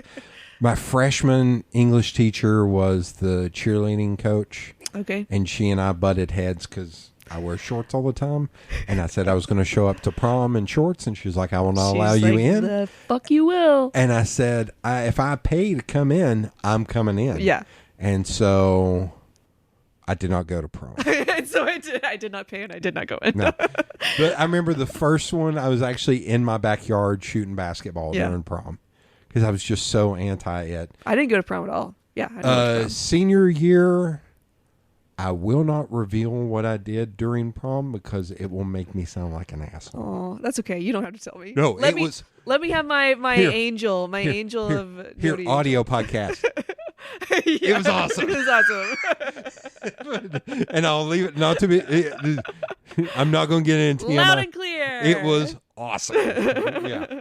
I went to, no, here, I'll tell you where we started. I went to see the Smokies play at Bill Meyer Stadium. Oh, Bill Meyer. Yeah. My dad has seats from Bill Meyer Stadium Holy in his shit. backyard. Yeah, Your when dad is going to be my new best friend. when they tore it down, I remembered this distinctly. He like went over while they were tearing it down, and I can't remember if he got it that day or if he like found them in a dumpster and knew somebody who Yeah. was like in there while it was being destroyed. But he saved 3 seats, painted Bill Meyer blue, and they're still That's sitting on his amazing. back. Yeah, it's That's freaking so cool. great. He has 3 seats from the Bijou when it got Oh, shit. that was a long time ago when it got like refurbished in this One thing basement. I have is I have some rubble from when they demolished one of the World's Fair buildings. Oh yeah. That my dad and I went and watched them explode it. Uh-huh. And then everybody that was there just went over and grabbed stuff. It's like your little Berlin Wall. Yeah, it is. It is. It's crazy. I was like, I still have that somewhere in this house, and that's kind of weird. Yeah. Or it's in my toy box at my parents' house. One of the two. I don't know which it's. My rock collection. Dad's gonna be like, "What the What fuck is is this this? rock thing?" Why is there pieces of fence and rubble?"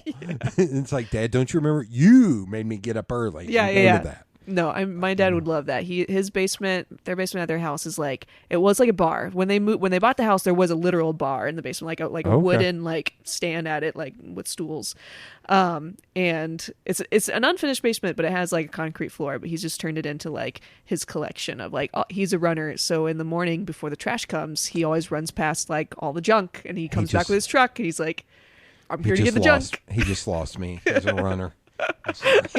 Yeah. I always thought, I was like, well, my dad's a runner, I'll be a runner. I like fucking hate running. No. I do it because I feel like I should do it, but I hate every second of it. Oh my God. I can't imagine. I did enough for sports growing up. I don't ever want to do that shit again. Yeah, Like, I was just not a sports person. Okay. My parents really tried to I remember I got a football for Christmas one year. That was when my dad was starting to get worried that like maybe I wasn't active enough. I think I was probably just going through puberty and my body was changing and I just like looked like a little pudgy. He was like, I remember opening up a football and thinking it was a reference to A Christmas Story. Like, a football? How Yeah. about a nice football? And so I laugh. I'm like, ha ha ha, football. He's like, yeah, I'll teach you how to throw it. I'm like, oh, okay. oh shit, this is real. Oh, this is real. Oh, That's right. okay. Life is not a and movie. I do appreciate. I got the bicycle and the basketball hoop and the football. I appreciate all of it, but I was not going to be into sports. I Okay. wasn't going to be a sports person. Do you have any brothers or sisters? I have one sister. She lives in Knoxville. Yeah, Older, younger? she's 4 years younger. 4 years younger. Yeah. Oh man, so you were out of high school when she started. Right. The only time we were in school together was elementary school, and then we were like always right behind each other. Which I like originally was like, yeah, I never have to see you again. But then I was like, oh, I was kind of jealous of the people who had siblings who were closer in age when I got older. I was like, oh, you're close. I think it could go either way. Yeah, it depends. Yeah. All of my family went to Fulton too. Okay. Even my grandmother got her GED there. Wow. So, I forgot. I got to still tell you. You're 37917, like through and Till I through die. till you Till I die. die. So I've given talks and stuff, and I put FHS till I DYE, and the people who laugh, I'm like, thank you for understanding. There's some people that there was one time I showed that and like 3 people laughed. I was like, I don't know who you 3 are, but we're hanging out after this. So we're friends. Because you get what I'm talking about. And everybody's like, what are you talking What about? is I was that? like, never mind. Okay. I got to tell you about my senior English teacher because it is funny as shit. Oh, yeah. And you may want to punch me. Oh, what is left over there No, for I you? still got all of my ammunition. I've got some You more can throw the stuff. Hobbit There's at the me. whole Hobbit. Yeah, all 3 Hobbits. Okay. Don't throw the Goonies, though. That Okay, one's no, pretty heavy. Goonies is too good. Yeah. Hobbits. Sorry.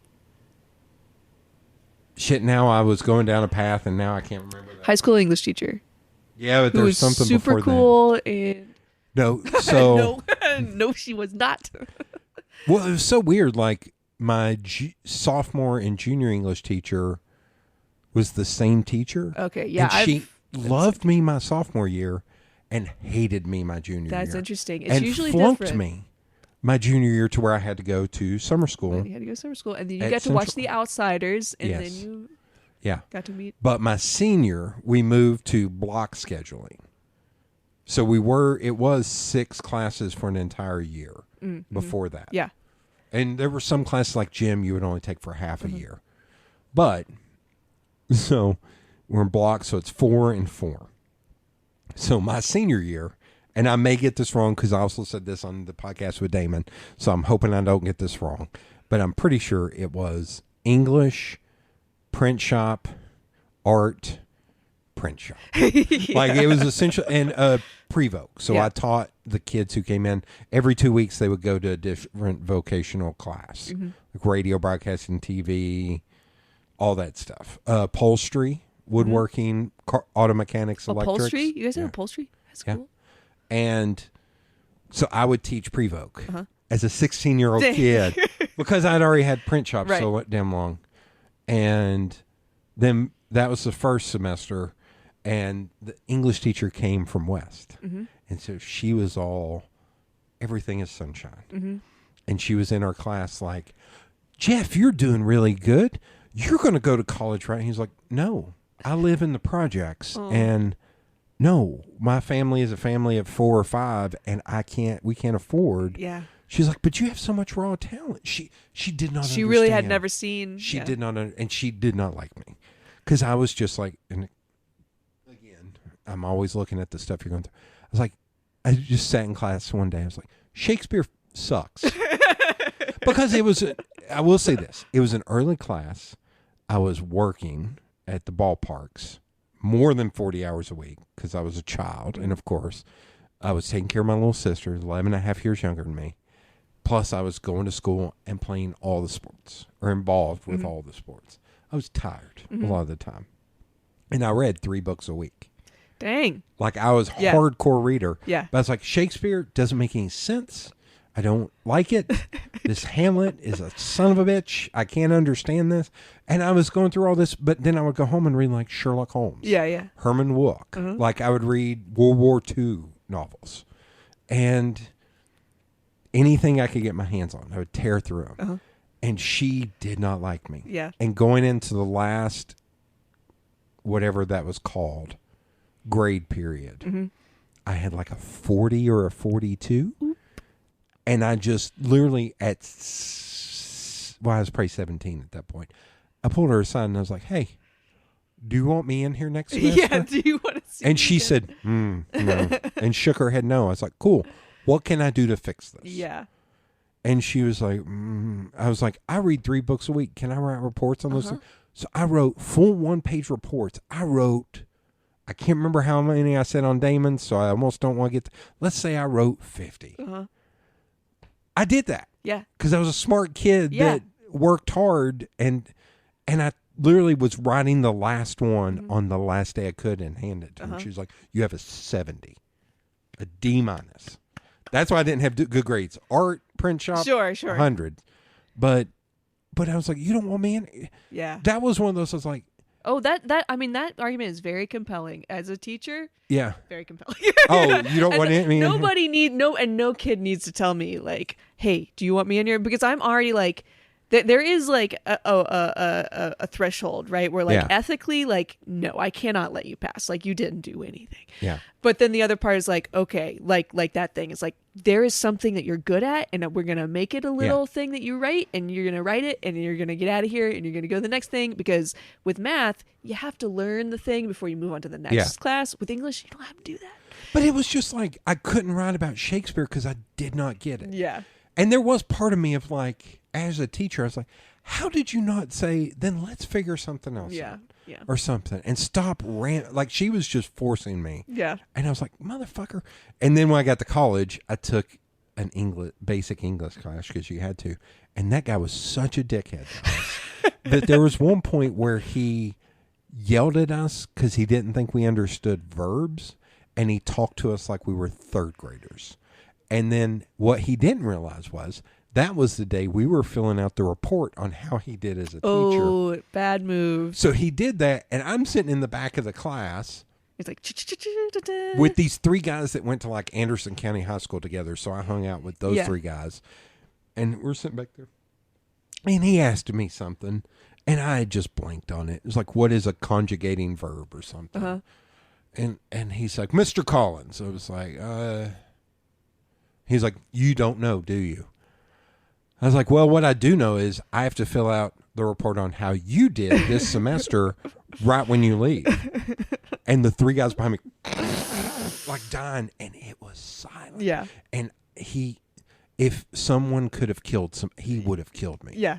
And everybody in that class gave him awful. Oh, And sure. I think he got booted because he was just so terrible. Yeah. But it was just funny. It's like one of the few times I've been quick was to be able to be like, you dumbass. It's like, I have the power here. Yeah. I'm paying for this, you asshole. Like, yeah. But that English teacher my senior year, God love that woman. But I was like, I don't want to be in here. Yeah. Oh, and we can feel it too. It's just like, and there's definitely stuff that's like, we just have to do this. I'm sorry. We have to do the Crucible. I know you don't like it, but we're going to do it. I hated the Crucible. Hated the Crucible, and I hated the Pearl. I love John Steinbeck. I've actually never read The Pearl. I hated the Pearl. I love everything else the man did, but the Pearl sucks. I remember when I read The Grapes of Wrath, that was one of the first books I was summer reading between my junior and senior year. I remember I read the first chapter. The first chapter is literally dust. dust settling Yeah. into windows. And Yeah. it was the first book that I read that was like literary, I guess, and I liked it. And I Yeah. remember finishing that first chapter, and there was nobody else in my room. I was like sitting on my bed, and I closed the book. And I looked up, and out loud I was like, "Oh my god, this is gonna be so good." Oh, really? I said that. I was like, Oh my God. the chapter with the turtle crossing the road ate that shit. Oh, up. yeah. I Yeah. freaking loved that book, and I haven't reread it because I'm afraid that I'll have a different experience, and I Do you- won't like it as much. I don't know. But I'm Do you just ever like, reread books? not really. I'm a I slow don't ever. reader, and I don't I ever. don't really feel like I have time to reread books. I did read Holes about 7 times as a middle Oh, schooler. okay. But that's the only book that I've really like. Oh, I've read Of Mice and Men about 15 times because I taught it, and Oh. Raising the Sun and Gatsby and So there, Crucible. I'm a big comic book person. Uh-huh. So there are entire series I've read again and again. Like Yeah. The Sandman. I Uh-huh. don't know how. Are you a comic? I don't read. I'm familiar with Sandman, Okay. but I'm not like. Sandman, Preacher Uh-huh. is unbelievable. Yeah. That's one of the best stories I think ever told. If I was ever going to recommend comics to you, All right. there's the one I recommend to everybody. And everybody, all my friends who have kids, I buy a copy for their kid. Wait, what is this? It's called Superman for All Seasons. Okay, I think so. Bethany, my girlfriend, she had to take a graphic novels class, and I Okay. think she might have had to read I'm that. going to get for- mad because I hate that it's changed to graphic novels. Well, I feel like graphic novels and comics are different. Yes. Like graphic novels 'Cause really is. when I was different. growing up, Yeah. a graphic novel was something that was special and it was hardback. Yeah. But a lot of the ones now are like Superman for All Seasons was 4 comic books. Right. There are comics and then there are graphic So novels. I'm not fussing at her, No, not fussing no. at you, fussing at the person who's like graphic novel. It's like it's comic books. Come No, on. yeah. But Superman for All Seasons is Superman's early days told from 4 different people's perspectives. Okay. And Jeff Loeb and Tim Sale, and then they got this guy Bjorn Hansen or something to do the colors, and it's watercolor. If I can okay. remember before you leave, Maybe I will that's not show what you you a read. copy of it. Okay. Because it's my favorite Yeah. thing ever. It's 4 issues. Uh-huh. It's a quick read, Mhm. and now that I am older and allow myself to cry more, it would make me well up at a time when I was like, I gotta be a man. Yeah, I can't yeah, do yeah. that. Now I'm just like, oh god. But I get it for parents because I was like, the I'm gonna kids look will up a picture of this. Just kids will like it when they're young. Oh, I know where you may have seen it. I went during the reading thing. Uh-huh. I went to a school in West Knoxville where my friend Emily teaches, Uh-huh. and I read Superman for All Seasons Oh. to the kids. I was like, I'm going to bring a comic book because I want these kids to experience a comic book and not just a regular book. Okay. It's gorgeous. Yeah. There's I do one recognize double-page this. spread in it. So the artist himself passed away. And it fucked me up a little bit because he is such a talented person and apparently was the nicest human being on the planet. And there's a spread in there that I shared on Twitter. And I was like, thank you for nothing else but this. Mm-hmm. And it's Jonathan Kent and Clark Kent looking at a Kansas sunset. Wow. And it's fucking gorgeous. Yeah. It's great.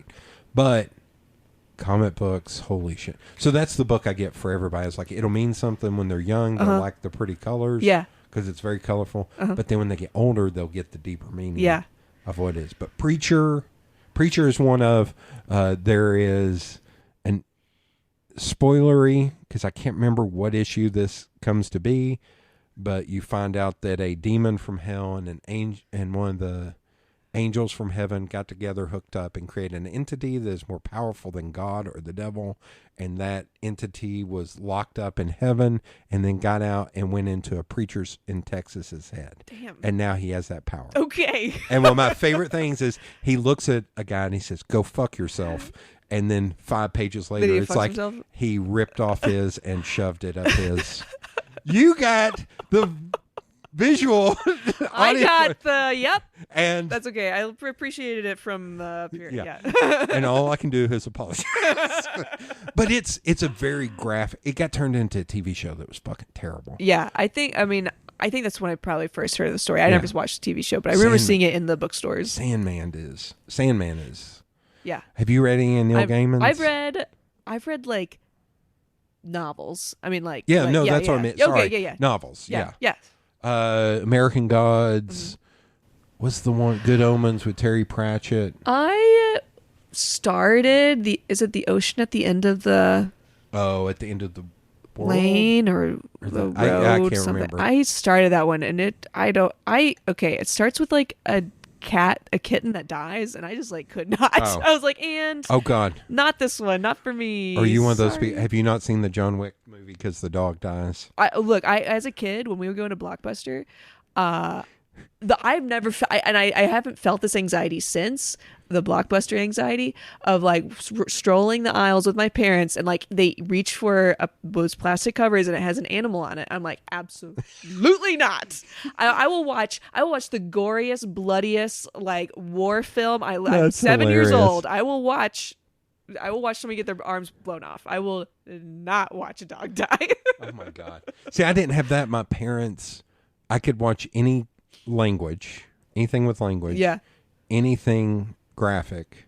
Although they didn't really show me horror movies, but God forbid a boob. pop Right. out. Sex bad. Then it was like turn your head. Right. I Cover will your say we, as a family, and this is weird, maybe thinking back on it, we would watch The Simpsons together. And I was, in elementary school. My sister's obviously younger. We watched The Simpsons together, but my dad would always change the channel when the Itchy and Scratchy show came on because it was too violent. Which is crazy because like we would see like way worse stuff on like regular TV, live action, whatever. But it's like I just don't like the violence. I just don't like how violent. I'm not those trying to one things up are. you. It's I okay. swear. I have many things I could tell you on this. Of like, I would spend the weekends at my grandparents' house, who just lived over here on Washington Pike, and on Saturday nights we would watch Hee Haw, Grand Ole Opry. Can't remember which order that was. Golden Girls. Can you imagine the language that was used on Golden right. Girls? Empty Nest, The Equalizer, and then Hunter. Like literally murdering people. Yeah. And I'm a kid sitting there with popcorn. Right. Like watching this shit, staying up till 11 p.m. Oh, and then we had to watch the news Yeah. before we went to had church watch the next news. Then morning. we had to watch the real bad, the regular bad stuff. But my parents let me watch Twin Peaks when it originally aired in like 89, 90 when Yeah. I was 11 years old. They let me watch shit, but again, a boob. A boob. And not even a boob. Like we watched Dragnet, that awful remake with Dan Aykroyd and Tom Hanks. And there's a point where they go into a strip club, and because it's PG-13, there are pasties. And even pasties You're like, nope. turn your head. But the ultimate is at 11 or 12 years old. My dad's sitting there flipping around, and he goes, it's a Saturday night, 11 o'clock at night. He's like, you gotta watch this one. This one's a classic. Deliverance. And then he fucks off to bed. Then he's like, night. And I'm sitting there with the big window behind me going, Yeah. Oh, I remember. I have to be getting the timeline wrong, but I know I'm not. I remember watching The Shining with my dad when I was in 5th grade. shit. I was just That like, may be better than Twin dude, Peaks. because I'm sure he didn't remember it because it's not that gory. I mean, somebody gets like axed and like somebody freezes to death, but it was like when Well, we there's got the woman to in the the bath- woman in the and I'm like, watch, and like my eyes are not computing. I'm like, is that a rotting naked woman that he is holding? There's also the bunny rabbit and the man in the... Oh, and the man. And I remember my dad being like, "Yeah, I don't know what that is. That's just like a weird thing," and. The weird people in the suits and the rooms. I'm like, I love the movie. Like, I love the vibe. I was like, I love the atmospheric. Like, it did scare the shit out of me. But I remember distinctly being most scared by like the changes of the days of the week because it was just like the music is building and building. Oh, yeah. And it's like Tuesday, and I'm like, huh. But there was this thing happening in the score that I couldn't like put my finger on. But I just recognized it as a sound that was like distinct to the Shining score. And when I was in 7th grade band, that was when the kids on percussion learned how to tune the timpanis. And it was the timpani tuning. It was like shit. hitting a timpani and then like playing with the pedal. Yeah. And I remember my whole body, like I just chills like covered my whole body as I'm like hearing the kids in my the God. back like tuning the timpanis. I was like, that's it. So that's how I know the timeline is right because 7th grade was God. timpani. And it could have been 6th grade, I guess, that I saw the movie. But I was just Although, I'm looking right to the left of you. The tunnel scene from Willy Wonka and the Chocolate Factory is one of the scariest yes. fucking things I've ever seen in my life. Yeah. Like, that's terrifying. Like, I saw an interview. It was so funny. It popped up on YouTube, and it was Conan interviewing him like in the 90s. Gene Wilder. Gene Wilder. And it was a great interview, and he seemed like the sweetest guy. And they're talking about showing it to their kids, and then they start talking about the tunnel scene. And I think Conan was even like, even now that scares me. It was so great. It was like, that is a terrifying. I remember that, and there was a film called, it was based on a book called Something Wicked This Way Comes. Oh, something that's what it's called. Yeah. So there's a point in it.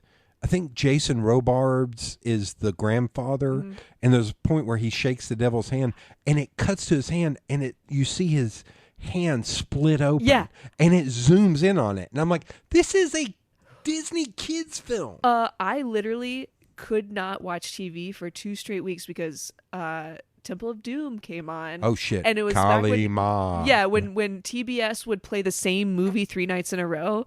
Yeah. And so I mean, like, I guess naturally I was just turning on the TV at the exact same moment every day. So 2 nights in a row, I get the like reaching into what I now realize is like a clay chest. Yeah. But I was like, I remember being terrified to let my fingertips touch my chest because I thought I would accidentally like sink in and rip my own heart out. But if you ever want to pick on your sister, right. you could be like, he's like, Kali Ma. So I remember I put my parents thought I was like sick because I put myself to bed as like, you know, as 6-year-old at like 5 o'clock every day God. for like a week, and they're like, "Are you okay?" I was Yeah. like, "Oh, I'm fine. I'm just like really tired." It's like I'm just really tired. I'm just like really scarred. Boom. Yeah. And my heart was just like, even now, I'm just like, if I believe hard enough, I'm sure I could. I can do it. Rip out my own heart. Yeah. And it would catch on fire. All right. So question number 3 Okay, in question number hour and 47 minutes. I think we'll take a nap somewhere Yeah, in here. right. And then, that chair's, that one's pretty comfy. No, this is pretty good. Okay. That one looks like it has hard right angles. So that one, apparently I exceed the weight limit for the back of it. And I broke it 1 month after I could send it back. I could send it back up to 3 months. Where did it come from? Amazon. No, very expensive. But it's awesome because it had you ought to see the feet, the bottom part. It's almost like a bed. Oh, dang. Like it's not. It does. I will say, aside from the color, it does kind of look like those hospital chairs. Oh yeah, it does. It does. The ones that do turn into like a little twin mattress. It kind of does. It's awesome. But I have exceeded the way. And part of me wants to throw it away and get a new chair. But I'm also like, somebody your size. So you got friends. You got friends who sit in it. Who would or who would come over here and crash? Yeah. Like put this in a spare bedroom, and then bring it out. I was like, you need a place to crash. This is literally the size of a twin mattress. Like, Perfect. Yeah. Okay. Question number 3. Okay. Question number 3. Holy shit. Well. Okay. Dad was a landscape architect. Mom was substitute teacher. Mm-hmm. What were you into as a kid? Like you said, they were kind of trying to get you into sports and stuff. But like activities. That's why I asked if you had a sibling, because I was like, right. Sometimes if you have an older sibling, you can get forced to do stuff because that one did something. I took dance lessons for like 10 years, and it was not super serious. This was not like Dance Moms level of anything. I wasn't going to competitions or anything. It was like in a church basement, dance lessons, very low stakes. Okay. But I did learn like basic tap and ballet and modern. How long did you keep up with that? I just until like my freshman year of high school, and then and again, like I learned the very basics. I feel like I'm a relatively graceful person if the need to dance arises, but like I don't remember any of I couldn't tell you like what second position is or anything like that. Was that heel toe? I don't know. A heel and a toe and a heel and toe, slide. Yeah, I do know square dancing from elementary school gym classes. Oh shit! Okay. Did you have to do that in elementary school? Was that like, were you in the age of the era? I can't remember. I remember we did the weird thing with the big parachute. Oh yeah, parachutes and core field memory. Field days. No, we had Bubba. Kickball. I don't remember doing square dance. We had Bubba from the Cotton Eye Joe. He would come and teach us the electric slide, the cha-cha slide, and then a couple other line dances. And then we had like the little record player that would get like wheeled out into the middle of the floor and be the like, gray one that had its own speaker. Yes, yeah, I know. yeah. Hell, that thing was older than me. Yes. I know exactly what and you're that's when talking we about. learned the Virginia reel on that one. Anyway, so We may have done that in elementary school. Yeah. Now that I think about it. swing your partner. I was going to ask you. So here's a weird thing. I remember my senior year. What's it called? Baccalaureate. I don't think we had that, but they pulled us all into the cafeteria and taught us like these weird things of like how to properly cut and eat a steak. Weird. We did not have that. Where it was like you don't cut the whole thing. Right. You cut You as cut you go. as you go. But it was like a 2-hour thing to where I remember my buddy Matt Jones and I need to talk to him about it and be like, was I high? And I'm just imagining that, but it's probably like the gang thing. Yeah, I was about to say, you're the probably chief of police being like, remember when we taught those kids how to cut a steak? But it was super weird. But I remember people later talking about baccalaureate, and I was like, Baccalaureate for us was like, I have mixed feelings about what baccalaureate is. A church service that happens when you graduate, the baccalaureate service. But baccalaureate, I don't really know what that word means, so it could mean something else. But the baccalaureate service was like a basically like a graduate like kind of church service thing that happened at like a local church. I was like, why are we doing this? This seems illegal. There's a strong chance that happened. I just didn't go. Yeah, I did. You've heard the stories of me. Yeah, I did not go. Wait, can I wear shorts? Can I wear shorts? Nah, No. I'm out. I'm not paying. I'm not going. I'm not going. And Shakespeare sucks. Shakespeare sucks. Yeah. I have come around to Shakespeare. You know, it's okay. I'm not here. You don't need to defend. Yeah. So I will say, I'll tell you 2 quick things about Shakespeare. I still think, I've got a copy of Romeo and Juliet up there. Romeo that I bought. plus Juliet or Romeo? Sorry. Don't get me started. I hate that movie. I hate that movie more than I hate Shakespeare. So Dale and I did a screening of that at Central Collective, and she's like, "Okay, we were going to do 2 Valentine's films." And she's like, "What we'll do is we'll get a Dopo Pizza to bring in pizza. People buy tickets, and you and I will talk about the." There were 2 films we did. I'll tell you the other one here in a second. She was like, I want you to show one of them, do Romeo and Juliet, Romeo plus Juliet. And I was like, fuck, I don't really want to. And she was like, please, just do it for me. And then the next one I'll tell you about in a second. But so we showed it, and I'm not kidding, like 10 minutes in, she was like, oh, this is awful. And I was like, she was like, this is my favorite film. It's abrasive. It's harsh. It's a harsh. She was like, this is my favorite film, but I was like 14 when this, or 13 when this movie came out. She was like, this is terrible. I was like, you got to sit here. I got to sit here. Yeah, I don't want to be in there. You got to do it. So the other one we did was Eternal Sunshine of the Spotless Mind. I've actually never seen that. I know. I'm sorry.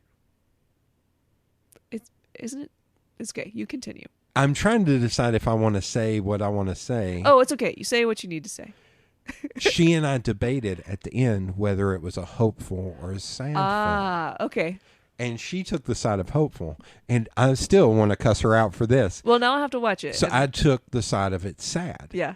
And I came prepared. And I actually in this essay I will said everything. And at the end she was like, she grabbed the mic from me and she was like, oh God, if I knew all that.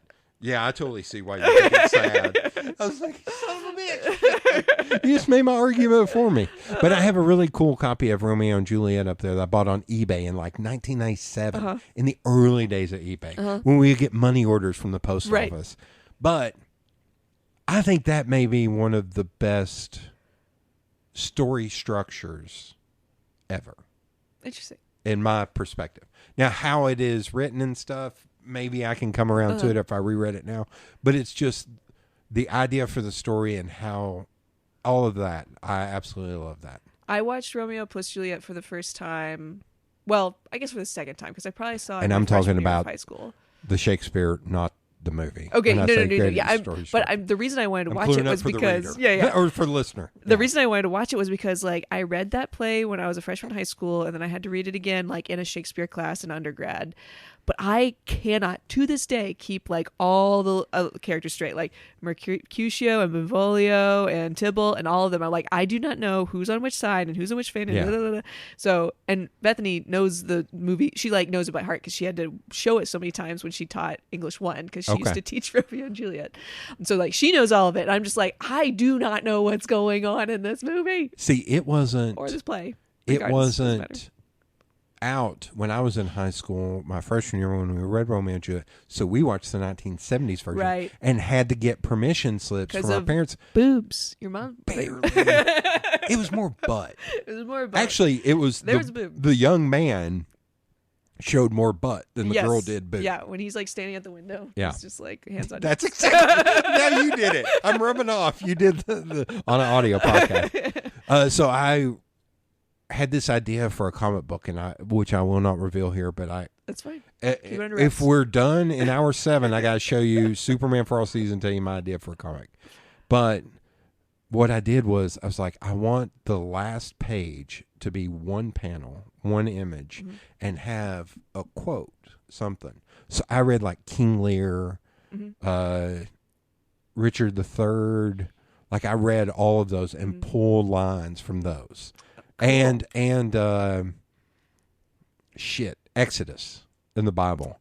So everything that I pulled was so fucking heavy. Yeah, I was about And to I was say. I like, was like, it's okay, all right. It's a very, not to pat myself on the back, it is because I've told it to people recently. Yeah. And the response is always, holy fuck, why are you not doing that? I was like, Yeah. because I'm not, I'm an illustrator, but I'm my own kind of illustrator. Yeah. And I need somebody, and I don't have the money to pay somebody Yeah, to do it. yeah. But I would love to do it.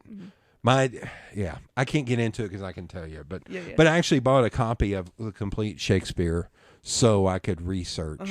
And I have like books and pads in there of your notes. full of my ideas for that. Yeah. For that comic book. I still think, and because I honestly thought it was before comic books were being turned into movies and TV shows. I was like, I think this would make a good TV show, but I want to write it as a comic book first. Yeah. And this was like 2005, 2006. All right. And I worked at the paper, and when I'd get bored, I'd sit there and write. Great. I was like, here's the story structure. It's going to be told in 6-issue arcs, and at the end of the 6th issue, it's all going to take place in one location between two characters seen from different vantage points, and it's going to end, and one character is going to make a conscious decision, and that's going to propel the story forward. Like, it's crazy. Yeah. If I told it to you, it's you will probably yell at me about not doing it because it's a good idea. Yeah, It's a good idea. Anyway. All right. So I was into dance. So you were into dance. And I was a hobby hopper. Like I did stick with dance. That was the one thing that I stuck with the most. But I took piano lessons and guitar lessons, and I played saxophone, and the banjo was the first thing that instrument that I picked up, and that wasn't until college that I actually stuck with. But yeah, I was doing music, Girl and dance. Scouts, any of that stuff? I could not do organized activities. Okay. I couldn't do. The thought of playing a team sport stressed me out. Like having an idea of or anything like didn't that? do karate. Didn't do I couldn't have the idea of somebody depending on me. That was the team sport thing. I couldn't do team sports. And then organized things. I did Girl Scouts for I technically did Girl Scouts for a couple years, but I never advanced to the next level. When are the cookies going to be available? Yeah, exactly. I'll be a I was Girl Scout for I that just time. want to run around in this church basement with my friends, and I do not want to sell. I cannot sell things. I can't sell coupon books. I can't sell cookies. I can't I feel so dishonest and scummy. Even as a kid, I was I would knock on a door and start with an apology and be like, "I'm very sorry. I know you do not want this, but I am obligated to be here. And could you please?" That's your maybe buy version of one?" Eat the Rich. You're like, the capitalist society should be Fuck overthrown. And big Girl Scouts got to come down. Yeah. Oh, I remember in middle school, for some reason, we all had to, I don't know if this was a fundraiser that you're familiar with, but it's all the kids get a little address book, and they basically just sell people's addresses. You fill it with people's addresses that you know, and I guess a magazine company buys those addresses, and the school gets a certain amount of money, and then they just send them magazine subscriptions. It was pure shilling. It was trash. We sold the chocolate bars. Yeah, we did try. I think World's Finest. Was it World's Finest? Yeah. I think coupon books. Where are World's Finest? I never see those anymore. I do still see them at Central every once in a while. Okay. And then coupon books, I think, came in maybe when I was in high school. Yeah. But yeah, I remember the World's Finest. Finest. But it was also I played sports since I was 4. Yeah. So we were constantly You were doing always selling shit. stuff. Oh, yeah. yeah. I just like could not do it. I could not do organized No, team. well, no, we were always like doing car washes and Yeah. shit like that. Hottest months of the year, and we're out there doing car Yeah. washes and shit. And now I'm the sponsor for National Honor Society at Central, and I dread fundraisers. I'm just like, I do not want to ask for money. We don't spend any money. I don't need any money, but we have to like pay our dues or whatever. So yeah, I always have to figure that out. Oh, okay. It's my Well, penance. I work in marketing and PR. If you ever need Yeah. tips or just ask these 3 people and you'll get your money. Yeah, exactly. Like surely somebody has a rich mom somewhere Yeah. who can buy a bunch of stuff. Yeah. Okay. What about writing? Like, did you? Oh, okay. write? Yes, I did write. Okay. I did not. I'm trying to think. Like, I was not one of those people. I feel like I read about authors all the time in a way to try and like inspire myself. Be like, there's still time. I can still be a writer. Like, I Yeah. can still do whatever. But I was not one of those kids who like wrote voraciously. I was not writing like full books and like really long stories. But I was always kind of like dabbling in it. Poetry was something that I like did kind of write consistently. But I remember when I told my parents that I wanted to be a poet. I was probably in like 4th grade, maybe 5th grade, and we were like on some little weekend family vacation, and we were sitting down at dinner. I was like, okay, I think I know what I want to be when I grow up. And they like are taking me very seriously, and they look at me and they're like, oh, okay. And they like put down their forks and their knives and they like give me their full attention. They're like, what do you want to be? I said, I want to be a poet. And they look at me and immediately they're like, what about like a journalist? They're like immediately like hard left turn. They're like, well, that's okay, sure. Yeah, you can want that now. So yeah, I did like writing, but I just like, I was not very disciplined. I had a hard time sticking with anything. And I don't think I haven't thought about that, like reflected on that until relatively recently. Like I said, I was a hobby hopper, and I like have a lot of like guilt and shame about like not sticking with stuff through adulthood. So yeah, I wrote, but I didn't like, I submitted to like little kid, like publications or contests every once in a while. But Were you reading a lot too? I went through phases. There were times Okay. where I would like plow through books. And then when I got to about Everything with you is ebbs and flows. seriously, like I would like be in my room for days at a time and just like read an entire series of books. And then there'd be other times where like I wouldn't read a book for years on end. Like probably starting in middle school. Yeah, I would that was when it was like it would dip really low. And then in high school, I remember I read. I went through the house, and we always had a bunch of books in our house, and I just like pulled stuff off like my parents' shelves and stuff, and I made this stack of books literally next to my bed that like reached up to the top of my mattress, and I like read through them over the course of the semester, and then I didn't read again for like another 3 years. Okay. It's just like, See, everybody keeps talking about when you read in elementary school, and if you read so many books. AR points. Are you talking about AR points? No, it's talking about like you got pizza from like Pizza Hut or something. Yeah. I was like, I never got that, but I would get like a ribbon or something because I read a shit ton. Yeah. I've always read a shit ton, but it's like my mom was a big reader. She read all the Stephen King's. Both like, my parents are big readers. all yeah. kinds of And my stuff like sister. that. Dad, not so much. Yeah. Like he read but he, like my grandparents, he read the paper from beginning to end. That's wild. And it's like, you think about that, and he would work 10, 12-hour days and still read the paper every day. And if he would miss days during the week, he would read it on the weekend. Yeah, he would like stack them up and like, keep them. So he may have not read books like my mom, but the amount of words he consumed is probably insane. Yeah. Because that was also back before papers were riddled with ads. Right. As much. You are reading actual content. And it was thick. Like it wasn't like the Sunday paper was 2 inches thick of like shit. So yeah, all my family members read quite a bit, and like I said, like I was always going through like ebbs and flows. But so this year actually, I was like, I'm gonna really read. I'm gonna start reading again. I know I can read. I can read, and I read 27 books by like it was like the beginning of May. I read 27 books. Okay, and I haven't read since then. Oh. And I was like, well, fuck, I just burnt myself out again. That's what I do. I just like, I feel a lot of guilt about something. I'm like, I got to do it, and I'm going to do it hard. And then like I burned myself out. So I don't like making, what's it called? Resolutions. Yeah. Although I've switched, I'll tell you how I do them now, but I was like, I'm going to read 52 books in 1 year. Yeah, a book a week. So I can't remember the first year, I read like, let's say 37 books. Uh-huh. So the second year, I was like, you know what? I'm going to read 52 plus the ones I missed out the last year. Okay. And I didn't do that. Yeah. I read like 28. Yeah. And it built up to where, okay, there was 1 year where I was like, I need to read, it was something like 97 books to make up Yeah. for the years before. You're reading, like, if that was children's third books. year or fourth year. And I was just like, I'm going to do this. And it was everything from big, thick-ass novels. It was whatever was in my pile. Yep. And one of my friends, and she ended up fussing at me later for saying this, and she may listen to this, but that's okay. Because I also still have an email from her that's 5 pages long fussing at me. But she said, you need to just not do that. You need to just not do that. You need to just read your 52 Don't books. do that anymore. And was saying, like, you can't do it. So just, Yeah. I was like, oh, fuck you.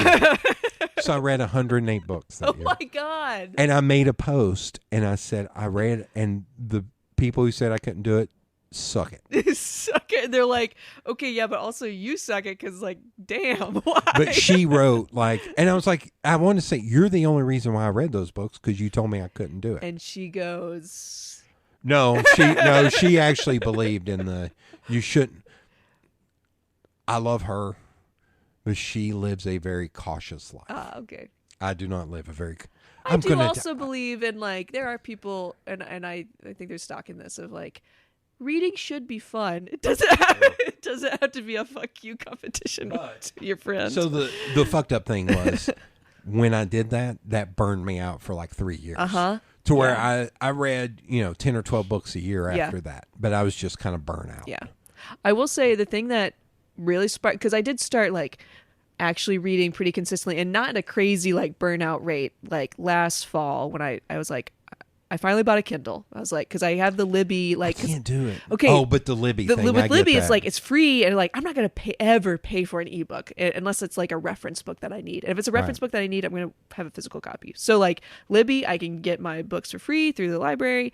And I think for me, it is helpful because, like, with a physical book, I was always doing that thing where I was, like, literally comparing, like, with my fingers, like, measuring how many pages I had read, how quickly, and, like, how many pages that were left. I was spending most of my time doing that. Oh. And with the Kindle, I can't do that. I can see, like, the little percentage down there if I want to see it, but otherwise I can just be, like, in the moment, page by page, instead of, like, I get dreading that. how big the book is. So I love the smell of it. I love the romanticism of, like, physical books. And my house we have, like, bookshelves on bookshelves on bookshelves of books. Yeah, you gotta see I the love other books. rooms. Yeah. Like, it's crazy. I have switched to more nonfiction than fiction. Mm-hmm. Been reading a lot more of that. I've got like 3 or 4 books. 1, 2, 3, 4. At least 4 that I can tell you of. Books that I pre-ordered and got and still not read them, which are the 2 Cormac McCarthy books, the Tarantino book on film, and Joey Coco Diaz, this comedian who has this crazy life to where he got sent to prison for kidnapping. Okay. And this is going to sound wildly inappropriate, but if you knew Joey and how inappropriate he was, there was a point where comedians who didn't like him tried to get him canceled because he made a reference of, like, if this woman wants to go up at the comedy club, she's going to have to do something to me. Dang. Here's the thing. He wielded no power.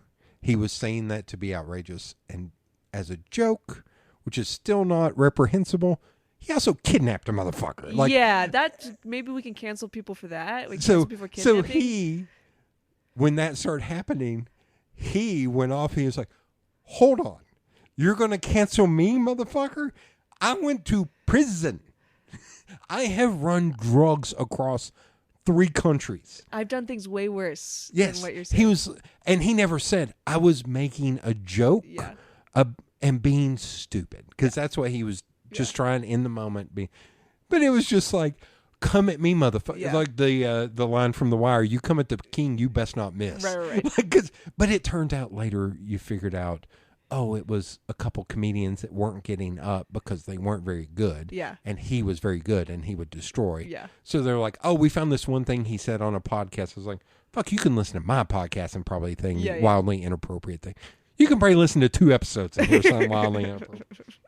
I did make a comment, and I'm still a little bit worried about what I said, but I still stand by it. Have you ever seen the film The Warriors? I have not.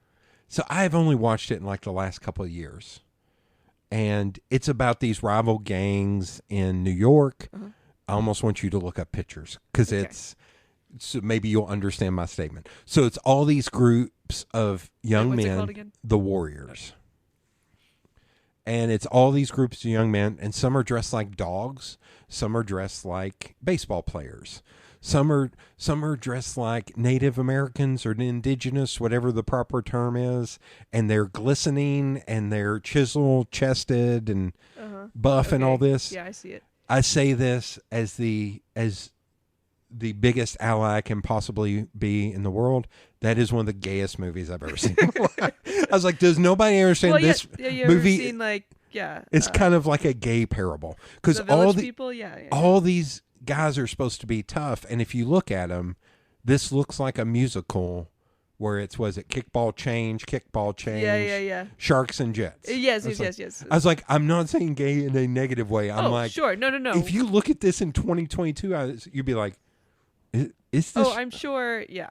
I was like, but I'm like, I don't want somebody taking that the wrong way. I was like, I have no hate in my heart. No, I think at this point, and especially like if people know your ethos, if you called something gay, if we knew who you were, we would know if it was an insult or be like, that's pretty gay. As in like, that's it's very pretty homosexual. I think what we used to say is homoerotic. Right. It feels very homoerotic at this point. And I made that statement. Somebody he's like, I don't know if it really is. I was like, that's because you saw it in 1980 something. I saw it in 2021. It does feel very gay, like a gay film. Okay, I literally just searched The Warriors. The Warriors queer, and the first thing is like, the Warriors are so with 5 O's gay exclamation point. So you're not the only one. Okay, you're not missing out. You're not missing the point. Did you ever watch Community? I watched it off and on. But there was the point. Was it Chang? Where somebody said something, he went, gay. Oh, yeah. I still do that. To my girlfriend, I'm like, gay. I'll do that to my little sister about stuff that has nothing to do with anything. Like, oh, the NASCAR race is on. Gay. Like trying to do I'm trying to think of what is the most what is the least related thing that you could or say it's like, to? I got to get up. Oh, while you're up, can you get me some more tea? It's like, gay. Like, I can't remember what she sent me the other day. Oh, no. It was a tweet where somebody went to that drag show we went to, and it was some dude being funny. Yeah. And he's like, I swear to God, they're right. I went to that, and it was so much fun and everything. I came out there gay. I think I'm gay. I was like, but it was much longer Me and the than frogs, that. My friend, we are gay. It was much longer than that. Yeah. I was like, this is the greatest thing ever. Because it looks like he's being authentic. And it's right. Like, everything, this is written in the sarcastic form. Right. It's so funny. But yeah. /S. God, yeah. now all I'm going to think of. I don't know why that is so funny. Because it's completely, because we know how it was used. Yeah. When I was in middle school, I'd be like, wow, let's not. So one of the earlier podcasts I had was with Dr. Katie Ross, and she talked about being queer and all that. I was like, I still feel weird saying the word queer. Oh, I do too. Because when I grew up, that was something you hurled at people. Yeah. I was like, it still feels, I don't feel in this body with this voice saying it. Yeah. Like, it feels very odd to me. I say it because I I try to always like, and I'm like in it, right? Like I'm in the community. You're part of the alphabet mafia. Yeah. And so like I always try to like kind of follow the lead of whoever I'm talking to. I'm like if they're also identify a certain way, I'm like, okay, if you're gonna say black, if you're gonna identify black, I'm gonna say black. I'm not gonna say African American. If you're gonna say identify as queer, I'm gonna say queer. I'm not gonna say like any other word that you don't identify with. But like for me personally, like I still feel like I came to it pretty late because like, so I was married before to a man, And that was, I wait, know. Wait. Hold on. Gay. I know. Sorry. I should not have launched into that. I should have just done it. I should have just done it. Right I out should of the have just park. done it. Yeah, and so I feel, I guess the reason I hesitate to use it is because, like, and this is completely my own neuroses and my own self-consciousness, but it's like, I don't really feel like I've been here long enough to be able to say that. Yeah. And like, and somebody else who's been out for longer may very likely would be like, no, you can identify however you want. You can use the word that you wanted to talk about yourself. And I'm still like, I know, but I feel bad.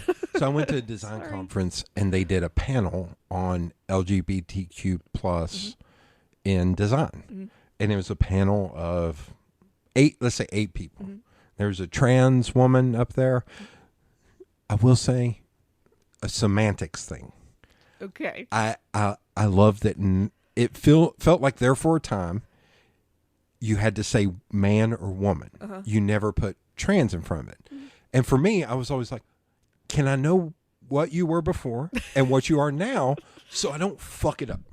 Like, I want to do the right thing, but I think now that it's switched to trans man or trans woman, I'm like, thank you. Well, I would say I'm sure there are lots of people who would be like, I am a man or I am a woman, and it doesn't matter what I was before.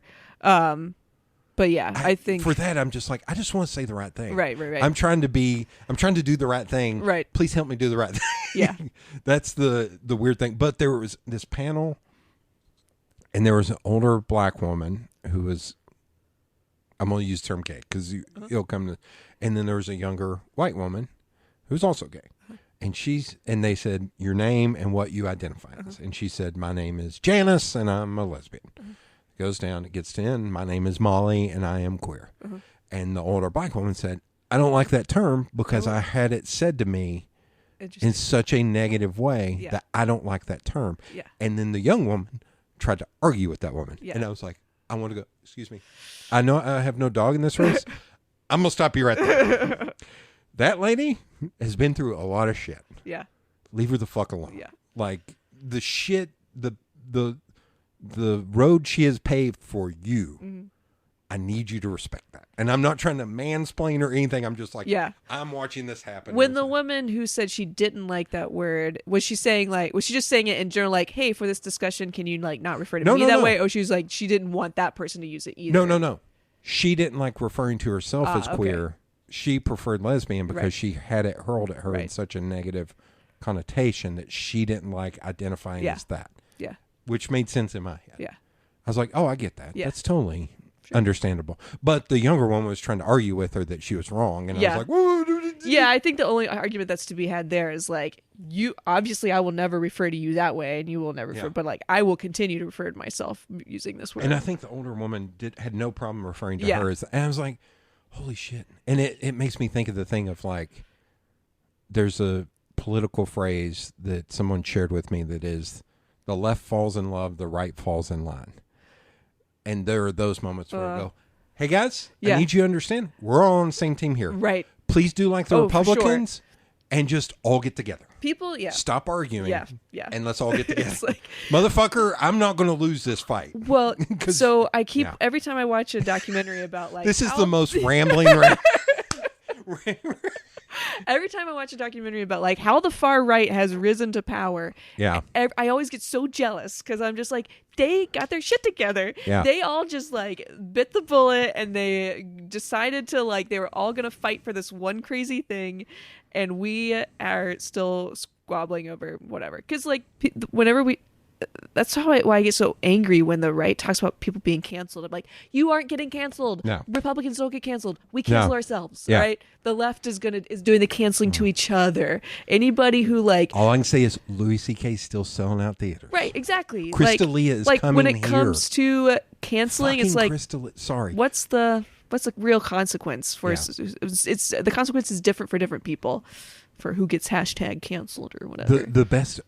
I want to yell at people and say, the right laid hands on Herschel Walker to forgive him of his sins, that he doesn't take care of his children, he's cheated on wives, instead of voting for an actual preacher. Right. That tells you everything you need to fucking know. Yep. Let's stop with the bullshit. Yeah. And get behind this guy. Yeah. Like, get behind this guy. So, sorry, we'll go down the political. Again, this is not a brag. This is not a pat on the back because it's fucking awful.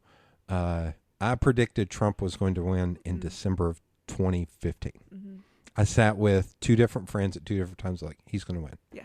Because I was watching the beginning of the Republican debates. Mm-hmm. It's like, he's going to fucking win. Yeah. Because it's going to be Hillary, and she can't come at him. I was like, Bernie may have a chance. Not even thinking about politics. Just thinking of marketing and PR, Yes. how all this is going to play out. I was like, Bernie might have a chance. That motherfucker right there, he's going to win. Yeah. And then the night after the election, I was sitting on the deck with Sean and a bunch of other people, and they're sitting there just apoplectic, just like, oh, I was that. oh my God, what are we going to do? And I'm going to have to push the mic away when I say this. I leaned in, I was like, now we fight, motherfuckers. Yeah. Where the fuck have you been? And I started just ripping in them. I was like, listen, you fucking rich white motherfuckers. We've been this, and I went absolutely batshit on them. I was like, we've been here a lot longer than you know. Get off your ass, and let's fucking go. Yeah. I was like, we got to fight. Yeah. It's literally our lives right now. Well, what I always find really discouraging is like the right has been playing the long game for a long time. I don't know if you watched it just came out, the Shiny Happy People documentary about the Duggar family. Yeah. I don't know if I can stomach watch. Yeah, no, that's fine. You don't have to. It's like a 3-episode or 4-episode thing. Yeah. But the thing, it's like about them, but also about just like the general like fundamentalist like world that they lived in, and like even apart from all of them, just like all of the strategies that like that group of people has, like far right fundamentalists have been using for such a long time, like training young people to homeschoolers to be prepared to like go to Washington and be representatives, right? Like training kids to use social media to like advance this far right, like very traditional gender roles kind of like thing. And it's just like, yeah, they've been playing this. They've been ready. They haven't gotten discouraged. I get discouraged like at the drop of a hat. I'm just like, well, I guess we're all just fucked. I'm just like, can't wait for the giant asteroid to just like come and take us all away. And they're like, that's okay. We're just waiting our time. We're just like waiting in the wings. No, we can't. So I've been when I was 6th or 7th grade. I think it's 6th grade. My dad got involved with his neighborhood organization. We talked about him off mic a little bit. He ended up becoming president of his neighborhood association, Aliceville Spring Hill Neighborhood Association, when I was young. Fuck, you're an English teacher. He had me write his speeches for him when I was in middle school. Wow. You're taking English? You don't understand that shit. He's a truck driver. Yeah. He was like, I don't know this shit. You'll put all the... I was like, tell me what you need to say and I'll write it. Yeah. I would write his fucking speeches for him. I didn't do good in English in middle school. You should have been like, look, I got my dad elected to the neighborhood association. Yeah, seriously, because I was a smart kid that I was just like, conjugating verbs makes no sense to me, but I can write a political speech for my fucking dad that he gets in front of NPC and argues his point on why there should not be rezoning in this area. I was like, how do I not get extra credit for that shit? Come on, motherfucker. Like, now as an adult, I'm just like, oh, fuck, did I not? So he had always ingrained in me, he's like, those people in Washington don't give a fuck about, this is his phrase. The people in Washington don't give a fuck about us. Local politics is where it's at. And so I have voted in every single election, every election, not every presidential, every election that since I was 18 years old. I registered to vote at Rock the Vote, seeing Chris Rock on August 20th, 1996. Dang. And voted in that presidential election, and have voted in every single fucking election. Runoff elections, shit, why am I blanking on the ones before where holy shit, my brain is starting to we're transcending to a new to vote on the one to winnow it down to, I can use the term like primary. There you go, we got it. How could I use the term winnow but can't figure out primary? Holy fuck. Every primary, like I voted in every single election because it all fucking matters. Yeah. No, you're right. And now you've got people on the left going, all these stupid people on the left saying, just vote, just vote. No, voting is step one. Yeah. If you vote, you can now fix gerrymandering because it's done. You can fix the judges. I was like, but you have to vote. Vote is step one. Like question 1, 6 hours ago. Yeah. 6 hours ago. Yeah. Voting is number 1. Yeah. And then there you go to work. Like, but voting has to be the first step. Yeah. I see too many people being apathetic because of, well, these people just say voting. Shut up. Well, it's also, and something I didn't realize before, I have a friend who works for, like, basically, political action is not the right word. She works for Change Tennessee. I don't know if you know what Change. Anyway. Yeah. So she does like social media and everything, and like hearing her kind of talk about strategy and like all that stuff, and like, okay, we know our candidate isn't going to win, but we need to show that there's like a bunch of people who would vote for this person. Yeah. So next time we can like take that momentum and move forward. I'm like, okay, I didn't know that. I didn't realize like how important like just running candidates was. That's how even Georgia when turned blue. Right, exactly. I was like, and so this whole thing with like the Tennessee 3 and everything, and when all eyes turned on us, I was like, keep looking at us. Don't stop looking at us, because we need pressure. We need to be shamed. we need the rest of the world to look at us and send your money and send your people, and like we can change. It's going to take a fucking ton of energy to do it. We are a crimson red state, which it hurts me to say that as a UT Bulls fan. Right. We are a crimson red state with 4 cities that are purple, some a little more blue than other, but purple still, because you have rich assholes in Nashville who are still going to vote right. Yeah. You have rich people, and I hate to say it, the West Knoxville versus the rest of the city. Well, like also county versus city in Knoxville, I feel like is a big one. Don't get me started on Mayor Kane. Oh, no. Yeah. If you want Mayor Kane and Burchett. Oh, you want to know something? I can say this because it happened. Everybody knows it. So he comes and like gives a speech to all the graduating seniors at like I'm guessing all the high schools across the district. So the day he was supposed to come Central, it started like 30 minutes late because he went to Fulton instead because he got us mixed up. One of our kids goes, "Oh, they went to the other poor school." Yeah, in North Knoxville. In North Knoxville, the other North Knoxville poor school. I was like, yeah, he really, really, literally did just get us mixed up. He is that dumb. Yeah. I met him once before when he was running. Yeah. Dad and I met him at there's this thing called Wreaths Across America. Have you seen it? Yeah. Yeah. So Dad and I do that every year and he drives a truck for him. Like really involved with that. But Kane come magically the year he was running for office, and he hasn't been back since. Right. Yeah. Imagine that. Because he doesn't give a shit. We wanted to get photos with him because he's supposed to be 7 foot tall. He's not 7 foot tall. He's 6'9", maybe. Yeah. He's barely taller than me. And Dad always loved showing that photo. So, yes, he's reprehensible. But Dad loves showing the photo and going, I've never felt that small in my life. His dad's 6'4". He's like, I've never felt that small in my life. 6'4", dang, that's pretty tall though. Yeah. So, and Burchett. Can... That quote... So I actually created a meme that I have saved in my favorites, and you can still see it. Anytime there is a mass shooting, I retweet. We're not gonna fix it. With him with the thumbs up. Yeah. And his stupid fucking Carhartt. That Carhartt, such a like. What are you doing? What dress up are you playing around with? So cosplay. Yes. Yeah. Say cosplay because he doesn't understand it. Yeah. He may think it's. It's drag. Yeah. He's in drag for. He's in working person in drag. Blue collar drag is what he's doing. Blue collar drag. It's a good song name. Write that down. Write that down. You're the fucking. All right. Blue collar drag. That's amazing. Fuck. If you're not going to well, use it's like, all right, I'm gonna write down. I'll write it down, or maybe a Dean will write it. Yeah, that's what I was thinking. Yeah, you and a Dean need a partner on blue collar drag, ripping on Burchett. So anytime there's a mass shooting, I quote tweet the article, attach that image, and tag both of his Twitter. He follows me on Twitter. Yeah, he follows you. Yeah, he follows me, and about once a week I will quote tweet something he says and talk down to him. And I was like, it's weird to me that the man who decries on how shitty government is has only had government jobs. Right. I was like, that's weird. Because he's going to wreck it from the inside? I don't fucking know. Grifter is the right word. Yeah.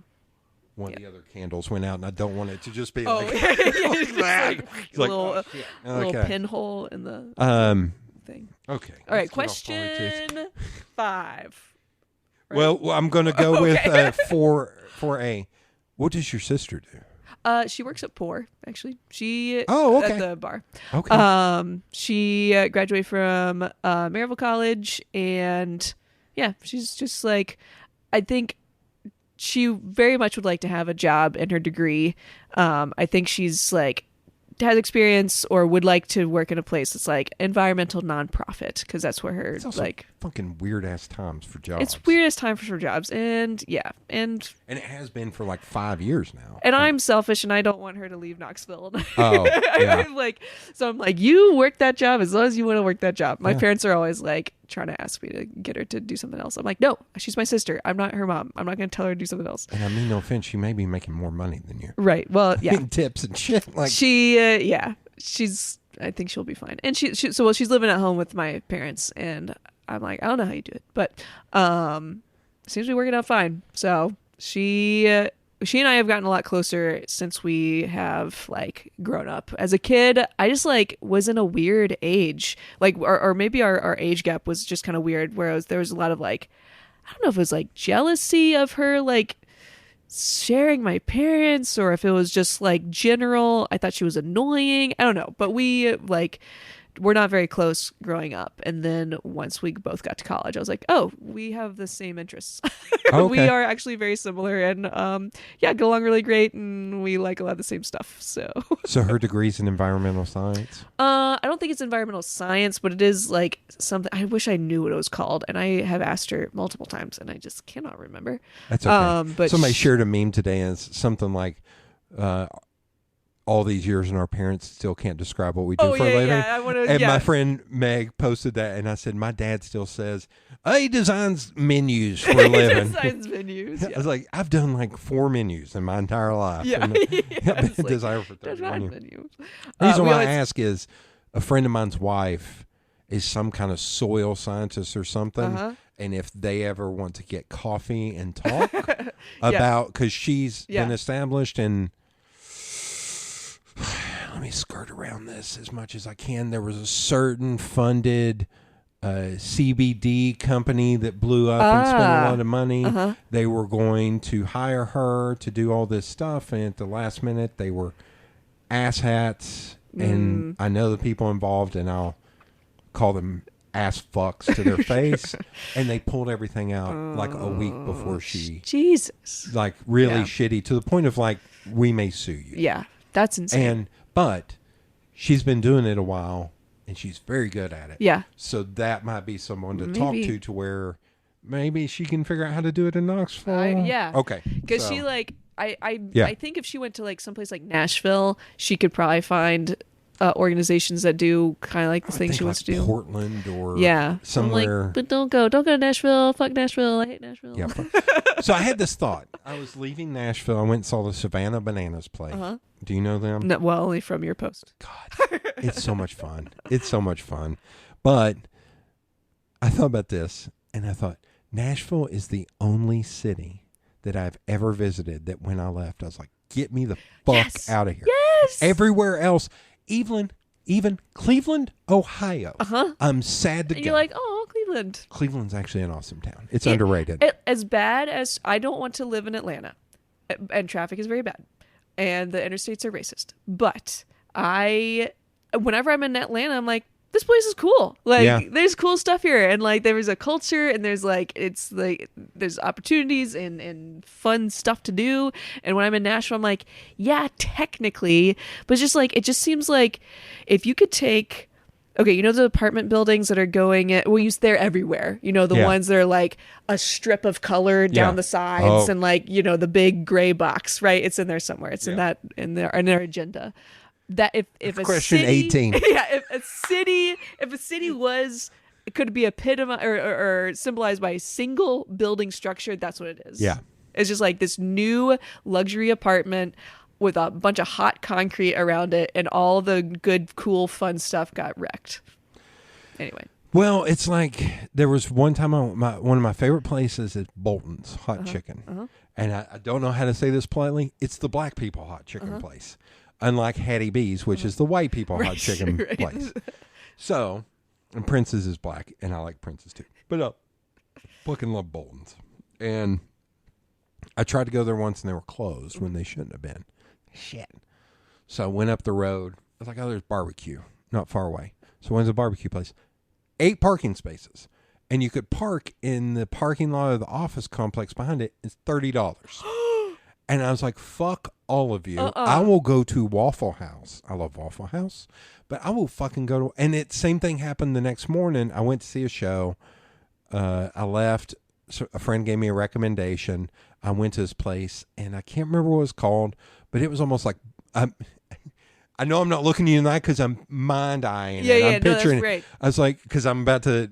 It was buffet, and there was a bar over here, and there were tables, and then there were tables outside. And I walk in, and I was like, just have one? And they're like, that'd be an hour and 45 minutes. And I was like, what about the tables outside? And they're like, we're not allowing service out there. I was like, it's a buffet. But I will. You I can do hand it. me a coffee. You can hand me a coffee and a water, and I'll pay you right now. Yeah. And I'll just go sit. No, we won't allow that. And so I left and went to fucking Waffle House. Yeah. And had a much more enjoyable experience. Walked in Waffle House, they were busy, but there was one seat. It was all families waiting. Yeah. And there was one seat at the bar? counter. Yeah, And I was like, I sat at that counter and I ate my hash browns. I got the fuck out of that city. Yeah. I hate it. Well, I get nervous that Knoxville is gonna. It's just there's little things that happen. I'm like, whoa. Like with Yeehaw, I'm just like, get out of here. And Well, I know Yeehaw isn't it's- Nashville. I'm just like, but it's doing that thing where it spreads. Here I'm going to stir the pot. It's the condos that got built by the interstate that block the view of downtown on 40. That drives me fucking nuts. I was like, because it was cool. I would go to work in the morning. Sometimes when I worked out Pet Safe way out west. Ugh. Way out west. And and there were some mornings where the fog was setting in through, and it was the most beautiful thing. And it would now be like, oh, cool, look at the fog. Fucking building. Yep. I can't see anything now because then the Bell South building takes over, and you can't until you're around a corner, and you can't. I'm like, no, the great thing was the city. Yeah. It was the fucking city. Yep. And now they're talking about building that thing in front of the stadium, that new $1 billion project. Yep. I was like, you're going to block the view of the stadium from the fucking river. The ESPN, every time they do a shot, they do that because you can do the ball Navy up to the what the fuck? To build retail and food that no one is going to go to. Right. The kids aren't going to be able to afford it. Yeah. And you're wanting to bring in older people. Nobody's going to come there. Yeah. Because they hate parking on campus. Oh yeah, parking on campus. Fuck that. I have a friend who rents like an upstairs of a building, on the south of the river in one of the older houses, like right off of like on the river side of Sevier. Yeah. And he's like talking about it's right now or previously great view of the river, great view of the city, and now there's apartment buildings going up right in front of his house. That shit. I didn't know. I have an illustrators group that we meet the first Wednesday of every month.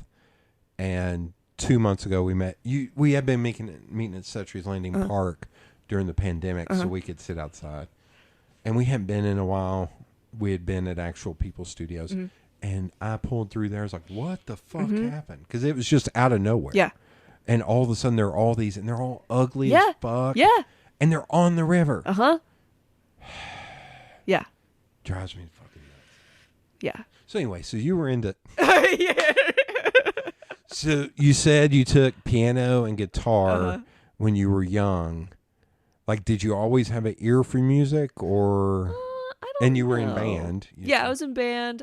I mean, like, I really loved learning instruments, I think. And I don't know what it was that drew me to, like, because it was piano first. It was probably because, like, my friends were taking piano. Those second grade, right? The age when everybody starts taking piano lessons and getting glasses. One of both. And so when I started playing instruments, it was just like, yeah, it just felt cool. I mean, I loved just being able to, like, whoa, my body made those notes, those sounds. And so, yeah, I think I just that of all of the activities is the one, depending on, like, even though the instrument changes, the music has always been kind of like Now, at that young age, were you pairing the poetry and writing songs? No, I still don't. Like, okay. Poetry and songwriting, I have learned they are related, but they are very different. Okay. Yeah, writing a song I really struggle with because it's just like, I don't know, there's something about like, yeah, obviously I have to like write in a cadence and like in a certain rhythm. And there's something about that when you like, I don't know, it feels like cringy to me when I write it. Like, Oh, okay. obviously when I read other Of people's course. lyrics, I'm like, those are great. But when I'm writing my own, I'm like, God, that's so fucking stupid. Oh my And God. now it's on paper and now everybody can see how stupid it is. Oh my God. So like when I like quote unquote write music, it's like instrumental stuff on Banjo. So I Okay. like compose like, like melodies or yeah, like musical stuff, but not I don't write. I think I've only known words. you kind of to play by yourself or maybe pick up and accompany people, but any bands like I tried a couple times. I was in like an old time trio and we went to we did like a little old time festival once together. And then I played with my friend Adia, who also lives in our neighborhood. And they play fiddle. But it's just like at this point, and I know I'm not that old, but at this point it does feel a little late for me to be like, yes, we're going to have a band where we coordinate multiple schedules and we all meet each other once a week, every week, and we find venues to play. And like, I think I've learned that I enjoy going to jams and playing on my own. And I'm being sitting by here, I was myself. like, no, you're not too old. I know I'm not You're too old. not I too know old. I could if I wanted to, but like, I think I am so inspired by Adeem. And at the same time, realizing that I love giving a Deem shit.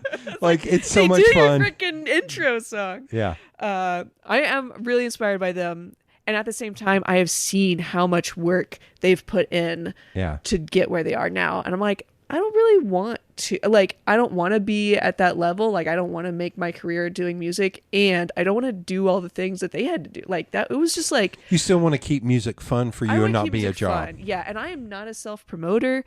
I'm not good at like, yeah, that's another thing that you have to be really good at as a musician is like all the other stuff before you have the money to pay somebody else to do it. Like Yeah. you have to reach out and find your venues and like Yeah. keep in contact. And like, that's like a full-time job.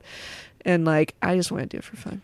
So from the outside looking in, so I used to run a music website called Knox Bands in like the early 2000s. When we shut it, I don't know if you know anything about web statistics, No. but when we shut it down, we were getting 100,000 unique users a month and 1 million page views a month in Knoxville in like 2005. That's okay. It's an insane number for pretty, now. yeah. So because I did that, and because I've been involved with music and I've seen all the musicians and friends with all the musicians in town, it's funny to me to watch those waves and see those groups of people. Like I remember when Shimmy and Josh Smith first started coming up, which was probably around the same time I started knowing about you. It's like, and now it's a different group of like somebody from the last two groups. Kelsey and Shayla are still in this group, and they're kind of the old heads, shepherding people like Haley, LaBelle, and all these newer people that I don't really know. Yeah. And it's hilarious to me to watch it because I was like, because then you had the couple, they moved, and it's still, I love them to death. Tim and Susan Lee. Do you know them? I know Bark or the Tim Lee 3? Two of the nicest human beings on the planet, would do anything for anybody. They're the ones who first kind of started Wayne Stock after Wayne's son the first time. And just the greatest. And they were the like shepherds for Knoxville music for a long time. Yeah. And they moved back to Mississippi, and it's been such a bummer. Yeah. Because I think a lot of the new people could use people like that. Yeah. Who were focused and wanted to do shows and had been through it all. Like Tim had been in a band called the Windbreakers, which is kind of funny, in the 80s that had like a radio hit. Dang. And then you may not know, like, do you know about Jeff High School and Judy Bats or the V-Roys or any of those? So there's all these people that is one thing that if I had all the money and the time in the world, I would love to do a Knoxville music documentary. That would be very cool. Because I know too much of this shit. I know too much. Judy Bats were a huge band. Before Superdrag. They were on MTV. You can still find Holy interviews. One of the members, Peg Hambright, who started and ran Magpies. Holy crap. Peggy Hambright. Sweet. Her and Holly are fucking awesome, but Peg, yeah. You can find interviews of them on MTV. Whoa. And Jeff goes to every Thursday night Wayne show at Barley's. And you'll see him there. Older gentleman with long beard. Awesome dude. But then you got like the V-Roys, who were signed by Steve Earle, and they were Steve Earle's backing band on like Conan. Yeah. Like there's crazy shit like that. And then Superdrag. Yeah. Which they, I guess, could be seen as one of the biggest bands to ever come. But there's all this crazy shit that nobody knows about. But being the outsider and getting to see all those you're like weird phases. Exactly right, the waves. Because in the time when we were doing Knox Bands, it was more of a metal and punk scene here. And then that kind of moved up to Johnson City for a while because of the Hideaway and those spaces. And now it turned folk and singer-songwriter, and you've got all these nights. And it's weird seeing all these new people that I'm like, who the fuck is this? Well, yeah, because like even though I was never, there was a point where I thought, whoa, I could ride this wave. Like I felt like it was like 2016, and it was like, Shayla. And Evie. Evie and Roland Dixon and Jug Stompers and Dajé. I can't remember Dajé's Sirius Bright was another one that, and all these people that it was just like, it was like a cohort. It was like a class of musicians. Travis Bigwood, Travis Bigwood. And that's another thing that like sometimes I kick myself for, that I didn't ride the wave. Like I didn't try a little bit harder to like, even if I'm never gonna be making my career in music, to be like, I could play Barley's, like I could just like I could just play like a small or like corner lounge or something, and just like have my little moments. And I could still do that now, but there was a moment where I was like, whoa, I think it's happening. Like I think we're about to like see something big. And I have seen all those people like continue to like grow. I'm like, but I will say, good for you guys. I don't feel like that class. I think Kelsey is the closest. Kelsey or Evie are the closest to the Tim and Susan Lee. Kelsey's kind of kept a lot of people together. Yeah. With the something woman's waltzing club, thing that she does now that they play like every week at Pretentious. Like she has kind of done that. Oh, Kelsey. Yes. I was like, Kelsey Walker. Yeah, Kelsey.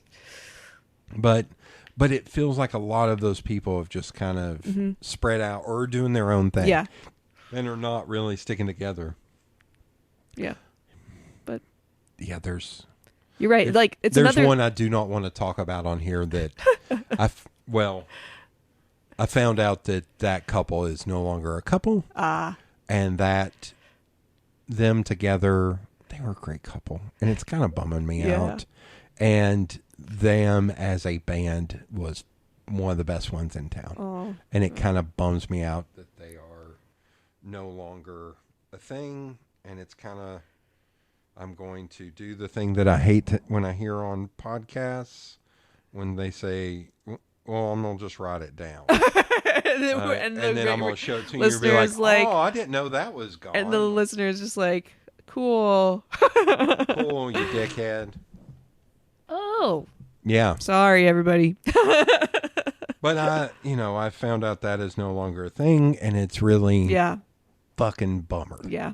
Like, I don't know how to put it. Yeah. Okay, so you're playing instruments, you're in the band, and you said in college is where you picked up the banjo. Yeah. But you were kind of an English major, but what I was just it? doing it for fun. So it actually started, I signed up for a bluegrass banjo class when I was at Warren Wilson. Wayne Erbson was the name of the teacher, and he has like instruction books and like has played in like old time scene. And I took that class in like 3-finger picking, so like with the picks, like bluegrass style. And I was like, that was fun. And like I had this banjo that I was borrowing from my aunt, And then when I transferred to ETSU, I was like, okay, so ETSU has like, you could get a degree in like country, old time, Celtic, or bluegrass, right? So like that's where Amethyst comes from. Like that's her like place. And so I was like, okay, well I have this banjo, like I'll take another class. And so I got onto like the whatever, the website where you sign for classes. And I was looking for bluegrass because that's what I knew. Like that's the only word that I knew. And all of the bluegrass professors were filled up. They didn't have any spots. And so I was like, I don't know what old time is. I found this guy and I reached out to him. He's like, yeah, just come by my office. We'll just talk. And then like, we'll get you signed up. Like we'll figure out a day to meet or whatever. I was like, okay. But it kind of felt like an interview. Like he's asking me like my interest in this music and all this stuff. And so I go to his office. His name's Roy Andrade. He played, I don't remember the name of the band, but, he played in a band that played on the soundtrack for Cold Mountain, and he's like Johnson City, like lots of like Martha Scanlon is the name of so he played with her. But anyway, so I'm in his office and he's like, so like what kind of old time musicians do you listen to? And I'm like, I don't fucking know what that word means. So I'm just like, I had just gone to the like library and checked out a bunch of CDs that I just thought were weird and interesting. And so I'm just like naming people off of these CDs that I think like, I guess that's old time. And the people I'm naming, I'm realizing now it would be like if you wanted to be a writer and you went to a writing professor's office and they asked you like what kind of writers you're interested in, you just like said Shakespeare. Just like, you're like, yeah, because you can tell by his reaction. He's like, whoa, Doc Boggs. I'm like, yeah, Doc Boggs. I like listening to him. He's like, that's pretty intense. Like, that's really old time. I was like, yeah, it's really old time. And so I'm just like fumbling my way through this conversation. And he's like, well, it sounds great. Sounds like you're really interested in this. We'll meet on whatever day of the week. And then he started teaching me clawhammer. I was like, oh, that's what this is, clawhammer. And I just like that music and the whole, like I was saying earlier, just like the whole culture of it and all the like interlocking layers of like what happened to this music and like what it got turned into and where it came from and all its different influences. And like the style of playing clawhammer is so different and more like, I think, conducive to like playing in groups than bluegrass banjo is. Like bluegrass banjo is you stand on a stage with your band members and like you are playing a really technically impressive song and everybody's getting a chance for breaks to show off and like show their chops. And with old time it's like you get a jig and reel and you sit in a circle and everybody's facing in towards each other and your knees are touching and like you're stuffing a rag in the back of your banjo to mellow it out so you can blend with everybody else and like not stand out. And it just like felt so community oriented and I loved that about this music. And so I was like, yeah, old time. That's the thing that like speaks to me. And so for the first time ever, like I actually practiced my instrument consistently. I was like, whoa, you can like get good oh when my you God. practice. So now I have maybe a stupid question. That's okay. So I have a banjo in there that's one of those that has the big ring in it. Uh-huh. And then you have the ones that look like a tambourine with like open back. Yeah. With open back. Mm-hmm. So are all the tambourine open back one, is all of that claw hammer? You can play whatever you want to play on whatever instrument you want to use. Okay. I think I've met all the ones I've seen that say they're claw hammer use those. Yes, usually. And not the ones with the big ass rings. Yeah, the one with the resonator, that's what the thing is called in the back, like the shell that goes in the back. And you can take those off. Most banjos, you can take that resonator off. But yeah, the resonator is for like helping your instrument like cut through everything else. So just making it louder. But yeah, I mean like people who play old time play on bluegrass, I mean like on banjos with resonators. And I don't know many bluegrass players probably who play on an open back because you're not like, you want, like I said, your sound to cut through. But like somebody like Don Flemons, I remember seeing him play and like, I was saying this the other day, like, every clawhammer banjo player like feels the urge to like give a little bit of a lecture before they play. Oh, really? Let's like. Oh yeah, Rhiannon Giddens was always talking about that one guy Joe that was their mentor. Yeah, they're like, you talk about like where the banjo came from and its history and like how you play and how it's different and why it's important and a little. But like we all had this urge to like give a little teach a little lesson before we play. Okay. But okay, so like with old time, I can't remember what I was saying. Bluegrass, old time, clawhammer. Open back versus open back resonator. versus resonator. Oh, Don Flemons. So there's also 4-string banjos, and 4-string banjos sometimes are called plectrum banjos, and they're tuned in the same way that like a fiddle would be tuned. So this is very technical, but basically, if you're thinking of like jazz from the 20s, if you hear a banjo in a jazzy song from the 20s, that's probably going to be a 4-string banjo, a plectrum banjo, and they're playing like jazz chords, and they're like probably have like a regular pick that they're playing with. Okay. But he apparently, when he first started learning banjo, that's the banjo that he had, but he was listening to recordings and trying to mimic what he was hearing on old time recordings on his banjo. So like the way he plays is actually really unique because he's trying to mimic that like 5-string sound. And I just love, that's also something I love about old time music, is like it's so DIY, and like you use what you have and you make it work. And because of that, and because of all the imperfections and like everybody's own idiosyncrasy, everybody's own unique approaches to the music, you get these things that are so different, and like everybody's trying to copy each other, but because you can't copy each other, you end up with these wildly new and different and cool things. So that's another reason I love it so much. Okay. Sorry, that's like no. I can remember one roll. Yeah. It's when I started chording, I was like, I can't do two things at once. Because I didn't grow up with instrument. I played saxophone when I was in elementary school a little bit. But I was like, I can't do both things at once. Yeah. And the bass, I got okay at, but I didn't practice it every day, and I lost it. Yeah. Like I just wasn't into it enough. See, so I feel like with bluegrass and like picking, it is technical, and it is like from the outside more impressive, and I can't do it very well. I also cannot pick very well, not like that, and not like with picks. I do the thumb pick. I couldn't do the 2 other picks. It feels like I'm not like a long fingernail kind of person, but it feels like that. Like when my fingernails get too long, I'm like trying to type, or I feel like I'm getting caught. I'm getting caught. It's like slipping. It's like doing weird things. Yeah. But I had a buddy of mine teach me the Todd. Yeah. Teach me a roll. He's like, just keep doing this roll over. And I can still do that roll to this day. It'll take me a second to get back into that habit. But then once I start chording, and it was all of like, I want to learn an instrument.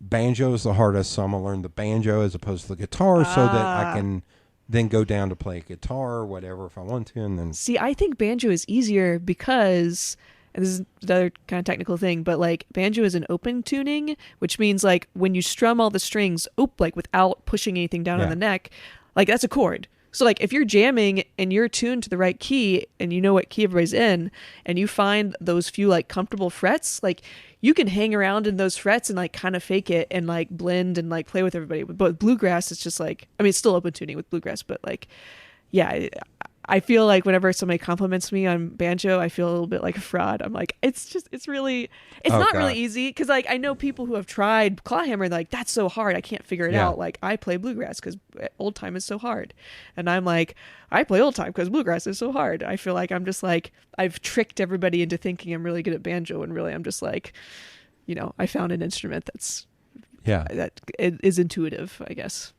Okay. For me, I guess. So my buddy David Gailey gave me, later on he gave me the best advice. He's like, if you really want to learn, never put it up in a case. Put it in a guitar stand in the room, because you will just be like, well, let me pick that up. That's exactly what I did. So it's so funny. David Gailey is a great acoustic guitar player, and he will have parties at his house, and I was like, fuck, he is great. And then he invited this other guy we work with, John Spangler, and John's out there playing, and he's doing like,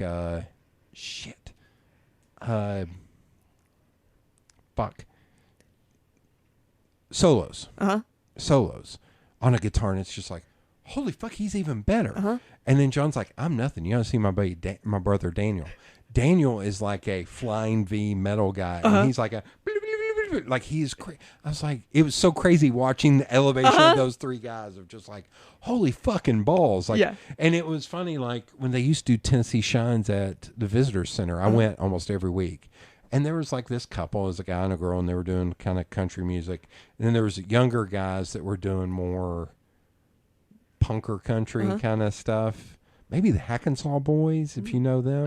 Names familiar, like them. But then the couple that were dressed in like they had just come from Julie spot at shit, you said it earlier, now I'm going to blank on it. Oh, what did I say? Not Yeehaw, but Pioneer House. Yeah. That Cowboy Phil just suited him up. And then at the end, they would do like an hour-long show and then 30 minutes to just the audience. Uh-huh. That dude started picking, and he was doing that Vince Gill shit. Like Vince Gill as a guitar player is fucking ridiculous. Mm-hmm. Just doing that quick pick kind of, and it was just like, oh, he's saying, oh, you boys are adorable. And he just started tearing in, but in that old country style. And I was like, that's fucking like almost like metal. So like, that's metal. fucking awesome. Like, and he was just like it was nothing. Yeah. Just tearing through. I was like, fuck, I love this so much. I was like, that may be my favorite type of guitar. Is the old country dudes who can actually just rip through Wail a song. on it, yeah. Like, I think I like that more than metal, more than anything else.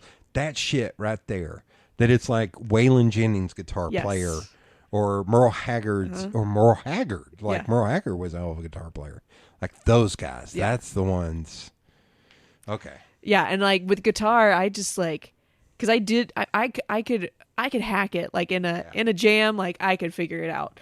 But like that kind of stuff, I obviously if you practice, you can do anything. But I could never figure that one out, and I was just like, banjo. I may have, because I think you were too young for this, and I'm not saying that's a negative. That's okay. But you missed this guy. Someone for you to maybe write down, look up is Junior Brown. Do you know Junior Brown? No, I don't know Junior Brown. Junior Brown is this dude who had this Git Steel built, and it's a guitar and a steel guitar, and he is fucking God. Because I know this is on mute, I can pull this up and just show you. This will not be the first time on a podcast, and holy shit, I'm realizing what time it is. Good Lord. I do maybe have to go kind of eventually. So if there's any questions that I would like to talk about. Oh, I can't remember. Oh, you talked about poetry, or like you could never get into it, and you wanted to know like something. Yeah, about we it or might something have like to do a part 2, or That's if fine. that's okay. That's fine. You said it's summertime, and you're Oh yeah, I can come back. okay. Like I said, I took me 4 minutes, and that's only because I had to cross Broadway. Here we go. I'm going to play this without actually playing the music, so you can just see how fucking stupid this dude is. Okay. And I've seen him perform a lot, and it's great. So what I'm going to do is say we'll keep going until 11 o'clock, and then we'll wrap up part 2, and they'll have to tune back in for part 2.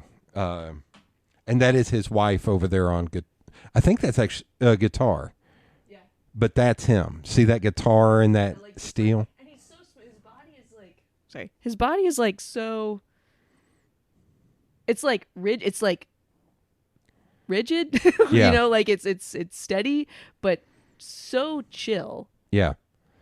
So his songs in the 90s were kind of funny in the denim wearing venom. She's just denim wearing venom. Yeah. Highway Patrol. You're wanted by the police, and my wife thinks you're dead. Like, it's funny. It's funny. Yeah. But and you got to watch the music videos too. Yeah. Because like the wanted by the police, my wife thinks you're dead. His wife plays his wife. And the woman who plays the woman is like 6'4". It is hilarious. It's like an old Buster Keaton film. Yeah. Like, it's fucking hilarious. Okay, so poetry, I've never been able to get it, never really been able to understand it. Yeah. And I think I read like the complete works of Robert Frost when I was in college. I tried starting the Canterbury Tales. Yeah, but, don't do that. but it was one of those, I was trying to read it as a story, and I was like, this is one of those, I need to sit down for like a week and just focus on this. And you know what? With Canterbury Tales, it is okay to read a translation, because that's an old shit. The version I'm reading is a translation. You don't need to try and read the original one. That is unnecessary. Well, I think it was, have you ever seen the movie Seven? Yes. The list of books in that. They impacted me. I was like, I'm going to buy all these books. Read all these books. Well, you can see right there. Yeah. When I was in college and right after college, I read every religious text you could. Wow. I have the Torah, the Quran, the Book of Mormon, the Catholic Bible. I've read the Bible 3 times straight through. And what I figured out through works on Buddhism, the I Ching. Tried reading Canterbury Tales, couldn't do it. There's another one, Milton. What is Milton? Oh, Paradise Lost. Paradise Lost. Paradise Lost is cool. I like Paradise Lost I because read I Paradise like. Lost. Yeah, that's fun. When I got done reading everything, I was like, you know what? Religion is a very personal thing that's between you and whatever you do or do not believe, and everybody else can go fuck themselves. Yeah, yeah.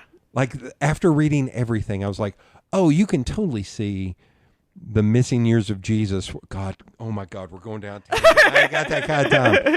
But it's, you can totally see where he traveled to the East. Yeah. And that's where he pulled philosophy from. If you believe it as a real thing, like you can see all this shit if you just pull your head out of your ass and be open to anything other. If you can accept that it is if it is a text, it is a book like any other book. It and is as an stories author, told down a line. Yep. And you got to realize that the King James Version is a translation that takes some things out and puts some stuff in to make it fit what he did. Yeah. I read a direct translation of the original Aramaic. And that was fucking wild. Reading stuff like, and I only want to say this to put this on fucking record if anybody is still listening in hour 8, that the whole thing that they always quote in Leviticus of man shall not lie with man as he lie with woman. If you read the original text, it actually says man, capital M, as in the haves, shall not lie with man, lowercase m, the have-nots, the proletariat,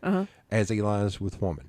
It's actually talking about, oh yeah, you can have man-on-man love as long as it's capital M and capital M and lowercase m and lowercase m. It's not saying man shall not lie. My joke when I was younger, and I apologize, this is problematic, but I was like, doesn't like gay dudes, loves lesbians. Yes. if you read the literal translation. I was like, I don't see myself in that book, actually. Hey, you know what? You know what? He's cool with it. I'm cool don't with ask, don't it. tell. I'm just That's all I'm saying. Yeah. Like, but yeah, it's like when you read the original text, that's when you figure out shit like that. Yeah. You're like, oh, that's what he meant. Yeah. Oh, and this is also a translation of what somebody says he said to them. I was like, fucking hell, just ease up your sphincter a little bit and stop pointing to. I can't. Poetry. So what's weird is I was able to read the Bible 3 times straight through. Yeah, I've never done in that. time. I read it first as a biblical text, second as just a story. Yeah. And then the third time I read it trying to pick up stuff. Yeah. And it is wild. And it's wild, especially reading it quickly. In that the shift change, tone change from Old Testament to New Testament is jarring. Yes. Very I jarring. do know that much, but yeah, I grew up going to church, and I was always surprised when people my age especially would talk about church or like their faith in a way that was very sincere and genuine. I was like, I thought we were all just pretending. I thought we were all just going because our parents were making us go, and I don't really know why they're going. I don't know. I don't go to church anymore, and I've been, there's lots of things that I think about my own spirituality where it's just like, I was in a period of my life up until very, very recently. It was like nothing. It's nothing. You die and there's nothing. And then I was like, wow, that's might be crushing. I maybe need to come up with some sort of belief system so I'm not like crushed by the ever-present weight of my own mortality. So that sounds like the my morbid thought is I'm going to die one day. Yeah. And I don't get time back when I die. So I'm going to do the fun shit. Yes. I'm going to see the fucking Savannah Bananas play in Nashville with a couple and their little girl and my buddy Kevin Worm, and I'm going to shout him out because it's an awesome name. And we're going to sit there and we're going to bullshit and we're going to have a great time. And that's how I'm going to spend my Friday night. Yeah. Because you know what that is? That's pure fucking joy that I'm still going to be thinking about when I'm on my deathbed. Yeah. I'm not going to be thinking about, well, I'm kind of tired and maybe I shouldn't have spent the money to fuck all that. Yeah. I'm going to die one day and I don't get that time back. Yeah. Yeah. Yeah. Poetry. Okay, well, you tell me, when you read poetry, what is the like barrier for you, or when do you get to a point where like, this is not fun for me, I don't like this, I don't is it an I don't understand, or like, what's going through your head? I think it's sometimes it's I'm able to drift more when I'm reading poetry. Like when I'm reading a narrative novel or anything, it holds me in or keeps me in or whatever. But poetry, sometimes it's like, wait, I lost what's going on. It's almost too flowery or too something to where when it comes to music, I'm probably 80%, 90% a music person, not... there's a lot of times where I almost hear vocals more as another instrument more than I hear the words that I are am the coming same. out of. I literally I cannot hear lyrics. I'm Yeah. deaf to lyrics. Yeah, I'll be like, I will literally sing along to a song, and Bethany will be like, isn't this song like so touching or so sad or it's like so fucked up? I'm like, what are you talking about? And then I'll have to look up the lyrics and like read them like on paper on my phone and be like, oh, is that what this is? Yeah, I same. I hear music. I hear a voice in a song, even when it's speaking English audibly and like, you know, in a way that it can easily understand. I only hear it as an instrument, and I like cannot hear lyrics. Well, it's a weird thing. I'll use two different people as an example. Like Lord Huron. Two of my favorite artists. Lord Huron. Fucking love. Do you know Lord Huron? Oh my God. I love him. So the fact that he changes from album to album, the type of fucking love that dude. Yeah. And it's mainly one dude who has a band around him. Yeah. I couldn't tell you a fucking lyric to save my life. Yeah. But Josh Ritter, that a lot of his lyrics are very literate, or they're very, like you have a thing like Bone of Song or Folk Bloodbath, to where, cause I'm a music nerd, I know all the references he's talking about. The references. That shit. Yeah. Or even like Temptation of Adam. I don't know. Do you like Josh Ritter? I don't really listen to Josh Ritter. Okay. It doesn't mean I don't like. Yeah. He has a song called Temptation of Adam, that it's a guy and a girl in an underground bunker with a nuclear bomb after the nuclear apocalypse. And it's just, I'm going to have to pull up a line because it took me like 3 listens to understand what he meant. And it was just like, I'm fucking in. Yeah. Because what he said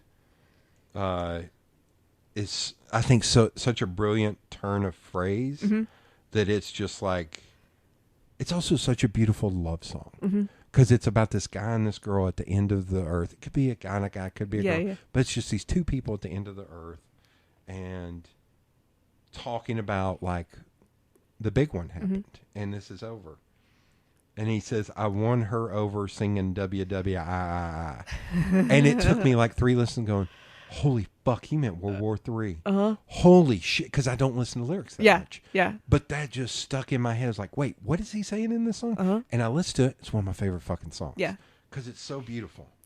And it's just like, I don't know. It's like some stand out to me. But I think if I was just reading that as a poem, it may not. That's interesting. Stick out. I see, like, I think, I have to see the words written down in order for me to, like, quote unquote really hear the lyrics.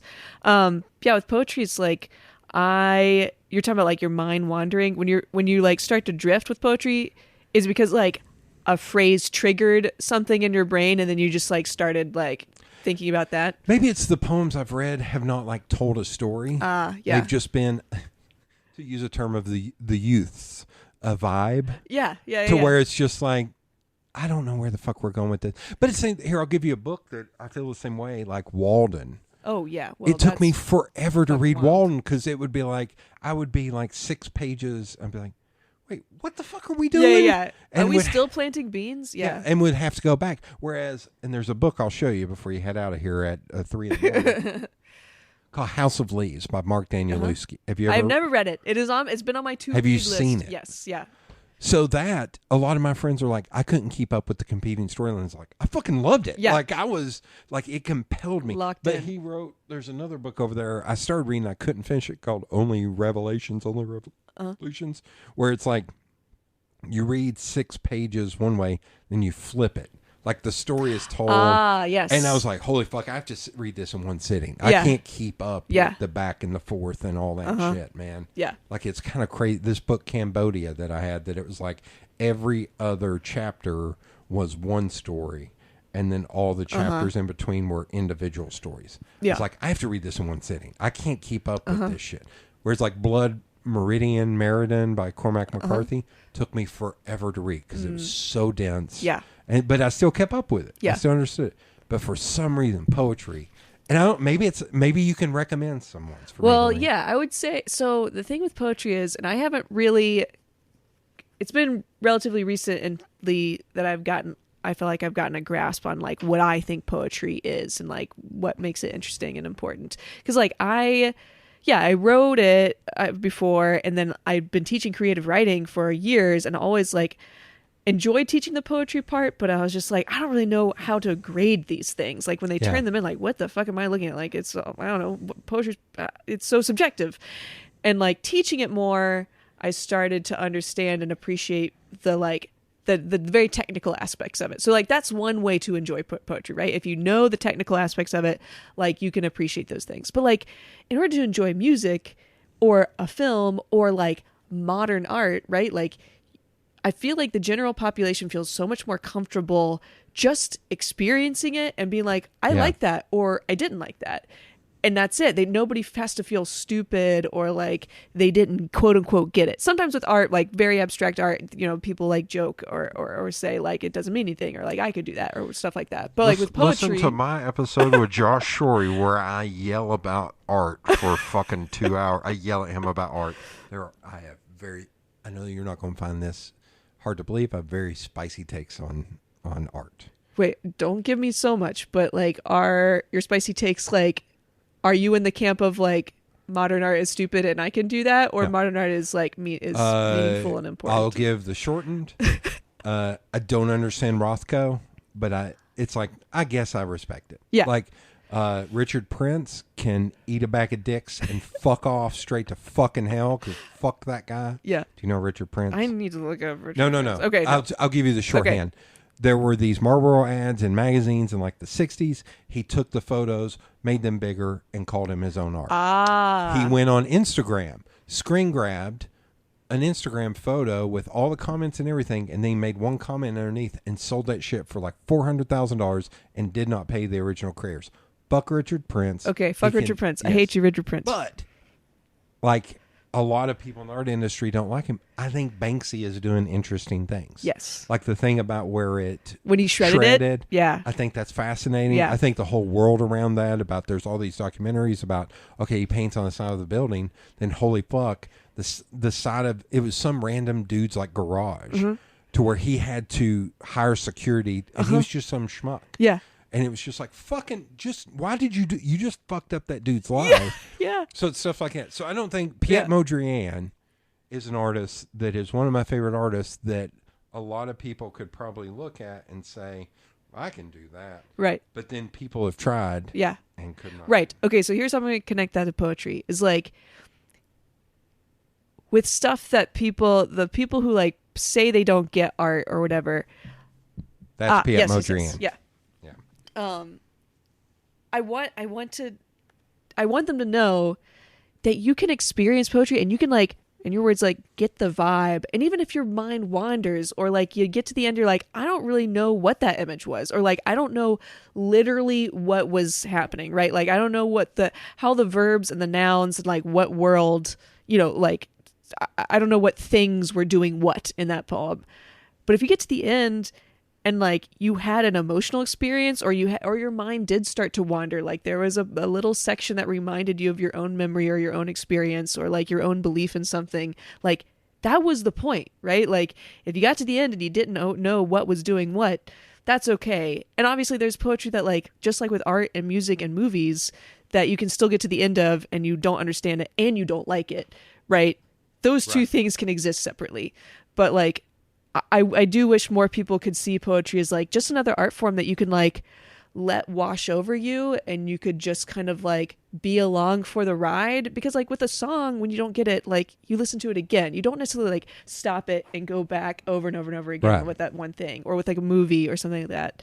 And like learning the technical aspects can help you appreciate more of it if you want to. But like, you don't have to go to a film studies class to appreciate like a Coen Brothers film, right? Like you can just like be along for the ride. And I think that's a thing that I am guilty of as a teacher, and like all English teachers are guilty of this, no matter how cool you think you are. Because like just the nature of how we teach poetry, right? Like I'm teaching poetry in an English class in a different way than I would like tell a friend to read it. Because like in an English class, I'm trying to help get kids to analyze and think deeply. The poem itself is just a vehicle for helping their little brains like think deeply about something. But poetry outside the classroom like can just be art. It can just be a thing that you like experience and let take your brain and your mind and your spirit like somewhere else that you never would have like gone on your own, because you don't have that little vehicle, that little like switch to like kickstart those thoughts and those like feelings. That's what I think like poetry is for. So like when you're reading poetry, you're trying to decide like, don't decide if poetry is good or bad, but like, is this poem for me or not for me? And if you like get to the end of the poem, and I would always say, always read every poem twice. Okay. And like when you get to the end of the poem, you're like, whatever, try it again and like see where it kind of like turn, and ironically like kind of turn your brain off and just like let it go, and just like force yourself to read every word and get to the bottom and kind of like think about what happened to you like as you went from top to bottom. And if nothing happened to you the second time, you'd be like, that poem wasn't for me, and you find something else. Well, and I think for me, because of course I'm interviewing you, why the fuck would I make it about me? I think there are two things or three things I think of, because of course, and we end on this. No, it's okay. We can go a little bit. We can go another 15 minutes yet. Okay, we'll talk a little bit more about teaching. Okay. After this, I think I grew up in the era of slam poetry that always seemed super douchey. And a super huge pet peeve of mine, or when, and for the listener at home, I'm using air quotes when I say the last two words of this, is when white people talk black. It feels super racist to me. When it's like, I don't like Eminem, because I'm like, hey, dude, it feels like you're literally being racist.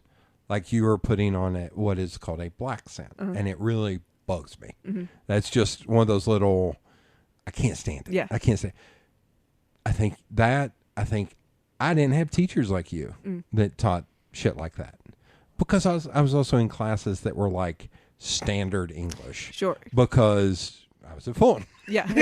And our honors English and shit only had like 6 people in the class. Dang. Yeah. Like, yeah, I was in standard / college preparatory, but it was like we read whatever, and I don't, other than Shakespeare, I don't remember any poetry. I remember them trying to teach iambic pentameter. I was like, I think I got it. Oh, I don't even teach iambic pentameter. Yeah. You know how angry kids get when you try to teach them iambic pentameter? Yeah. There is a rage that you unlock out of a 17-year-old when you try to teach him iambic pentameter. I'm trying to think how to say this in a nice way. I think I have also, it's been my experience to see, I'm going to say both women and men.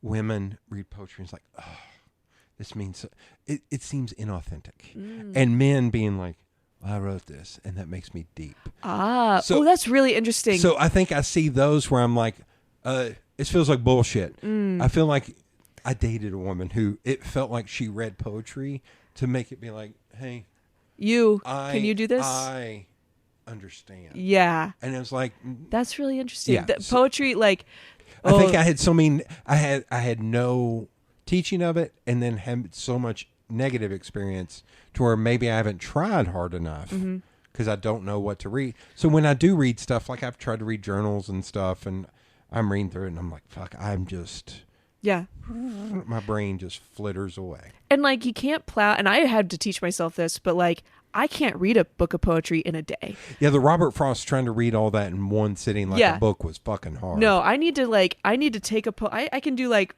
4 to 5 poems it's at like a time. a bathroom book. Yeah. It's like a bathroom book. Yeah, truly. Like I can do 4 to 5 poems at a time.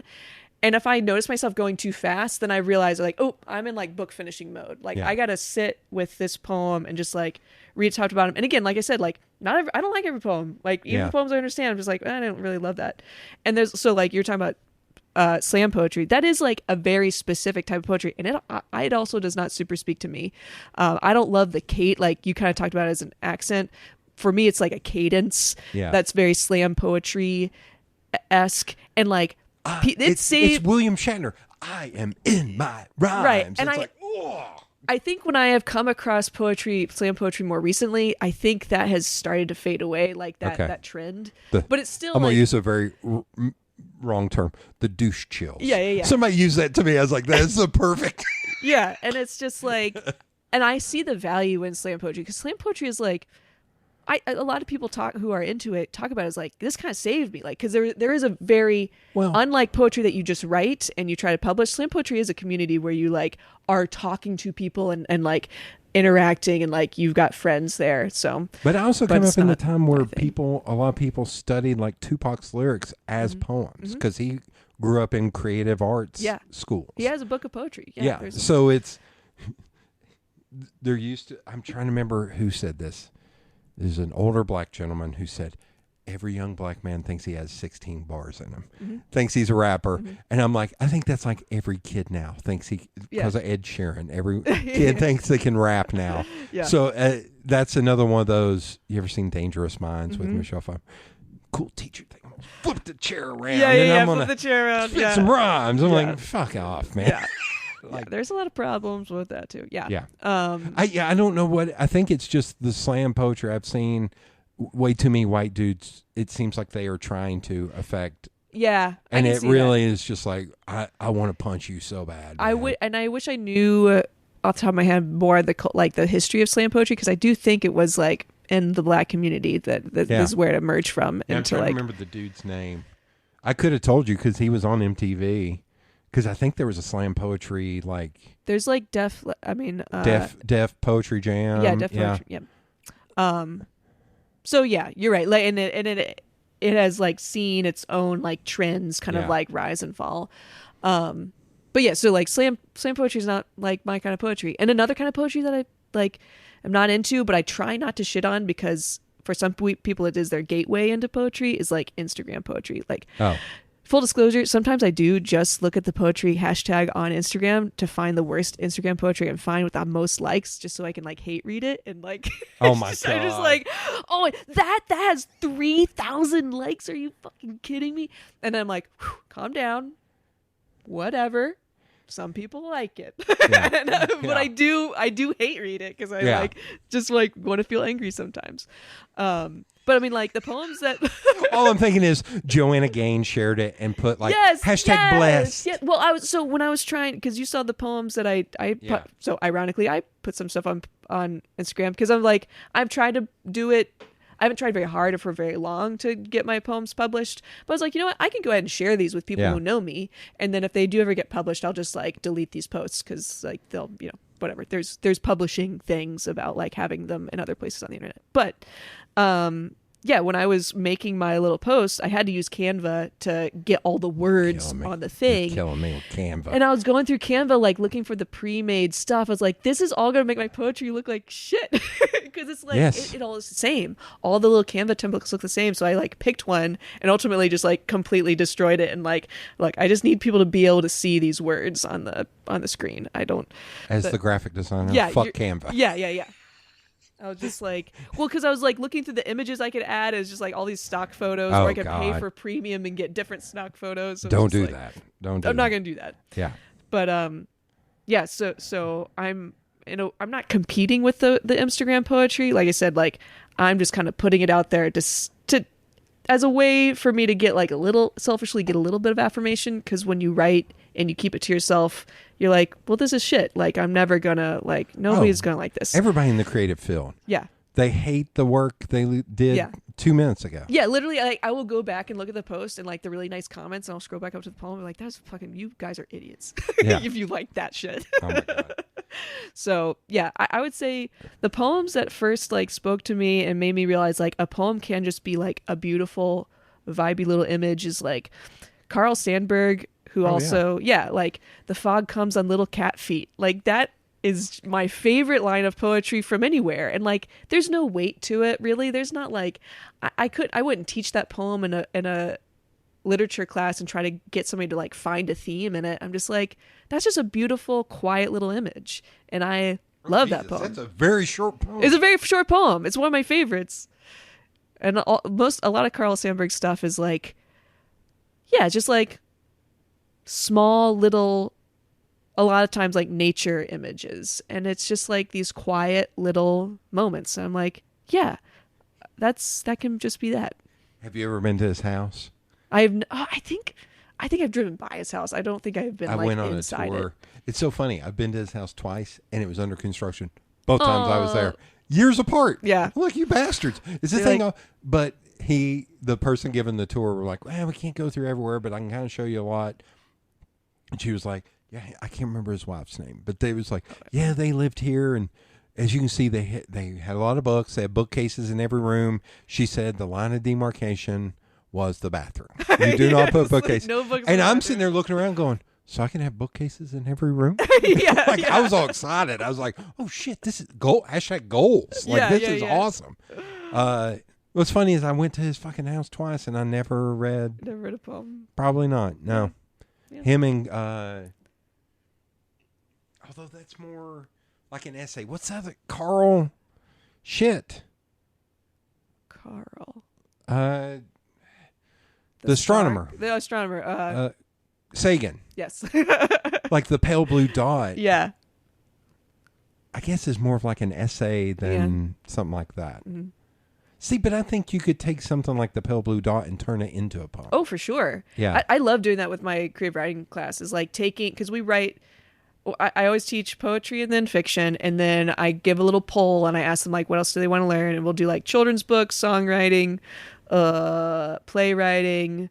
I'm trying to think. There's like a couple other like choices that they have, but like usually by the end of the semester, I'm asking them to like, okay, take one of those other things and rewrite it in a different genre. Like, okay, take the poem, turn it into a short story. Take the song, turn it into a play, whatever. But yeah, Okay. Well, let's end there. it's in there. Yeah, we're at 3 hours and 32 minutes. Okay. So, and we will start back. We only have 2/3 of the questions to go. Okay. I'll try to be more fun. Okay, I'm gonna. I didn't get much sleep last time. That's okay. Last Next night, time, so will you be offended if I'm like, okay, if I cut you off and I just like, okay, what's the next question? Or you don't want that? That's okay. If you don't want that, I was asking if you were frustrated that you didn't get through more. 'Cause I No, can help it's. you. Okay. I think it's. I'm very tired and That's I get okay. very rambly. That's okay. And I like sharing stories. I think it's Yeah. fun This was fun. because we don't know one another that well. So I know. It's fun. I don't really know. We've been liking each other's things on Instagram without following each And other. we've for met like at 5 shows and years. stuff, but it's more like, hey, Yeah. Hey. Yeah. It's like, Sup? hello, Sup? you. Sup? Hey, nice to see Yeah. you. yeah, good seeing you. You're Yep. good people. Yep. I know Yep. you're good people. Good Knoxville people. Yeah. Knoxville people, good people. Okay. Well, there's a lot more to go, but we'll get there. You'll get spicy on the next one. You're gonna Okay, start I'll get talking spicy. about Give me to grade charter laminate schools, flooring. public versus private. Oh, yeah. Third grade issue in Tennessee right now. Residential architecture and house flipping. I'm We'll gonna get- lose my shit on that one. You I know all I'm gonna say- all the third graders are sad that they can't go to third grade or fourth grade now, but get me on those house flippers. Next time, here's what you do. Drink a big old Monster Energy drink, and I won't be able to talk because you'll just be railing on. Listen here, motherfucker. Like, I wish caffeine did that to me instead of making me like a sweaty like ball of like well, nerves. as I've gotten older, I can't have sugar after like 7 p.m. Ah. Caffeine. I can fall asleep, but I will clench my jaw so Oh, tight. shit. There was one time you're not going to feel so bad for me on this one. Okay. I went to Cardin's, another RIP. How many RIPs have we? That's getting sad. It's getting We're sad. just gonna do a funeral for all. I went to Cardin's at 11 p.m. and had a large peanut butter milkshake. That's silly. couldn't open my mouth for like 3 days. That's what you get. Because I just clamped down so hard. That is what you get. So, but caffeine, I've learned because I go to movies and shit at like 8 o'clock. I was like, I can still drink a large like diet Pepsi. Yeah. Pepsi Zero. Well, and it not really bug me, but Yeah. I know if I drank that at like 10 p.m. yeah. it would be like, Caffeine and soda, I can handle. Caffeine and a hot coffee, just freaking. yeah, I fucked up and went to Fucks me Waffle up. House one time late and then tried to go to sleep like 2 hours later. Yeah. And I was able to fall asleep immediately. But, yeah, even Yeah. with a mouth guard, it's Dang. bad. I had braces for a long time, and the retainer that you get now is like an Invisalign, like, Yeah. plastic thing. And I don't think I do it anymore, but I did used to be a big teeth grinder. Yeah. And I chewed through Yeah. 3 retainers. And then Same. last time I came back, they're like, this is the strongest plastic strongest plastic we make. If you chew through this, you don't get any more. Goodbye. So I stopped wearing it. Oh. See, I And would now just my teeth they're fine, but can't wear that retainer anymore. on Amazon they sell them, and I Yeah. just buy a new one. I will say this may be gross. They start to turn like They get weird. a color after a while, and I've tried to figure out ways to clean it. I don't think there's any way to really clean it. But it leaves a bad taste in my mouth. it's gross. I'm like, Do you toothbrush it? Do you I've toothbrushed it. I've taken it in with like? Yeah. soap and Yeah. and tried to, and it's like, it's just, how is it just in plastic? Like, I don't know how that happens. Or Maybe it's rubber. Oh I yeah, guess. maybe it's similar to what happens to like those Camelback like squishy, like Yeah. the water bottles with a squishy like sucky weird Yeah. thing on the top. I don't know. Those also get gross and Do they? black and weird, and you can't really Well, I can hate to clean keep them. buying because I don't like throwing shit away. So I Right. have. What's funny? Here you go. TMI. I have the yellowish ones in there, Yeah. and it's like if I smoke a cigar, I'm like, I don't care how good I brush my teeth. I'm not getting everything. I'll put that one in when I'm brushing. Yeah, I was yeah. like, so I'll save one to be kind of the Yeah. gross one to where it's like I need, but I still can't figure it out. I don't know I what don't it know. is. I think it just might be the plastic is just like absorbing like nasty shit. Yeah, gentrify any And of then that shit. You just put that right in your mouth. That's a great way to end this. And good night, listeners. We'll Wear see your mouth you- guard. We'll see you in hour 37. Hour 37. Thank you for being on. Everybody tune in next episode here. Part 2, maybe part 3. I don't know. I hope we can get through it all. I feel really bad, but thank you for listening this far, and thank you for being on. Thank you so much for having me.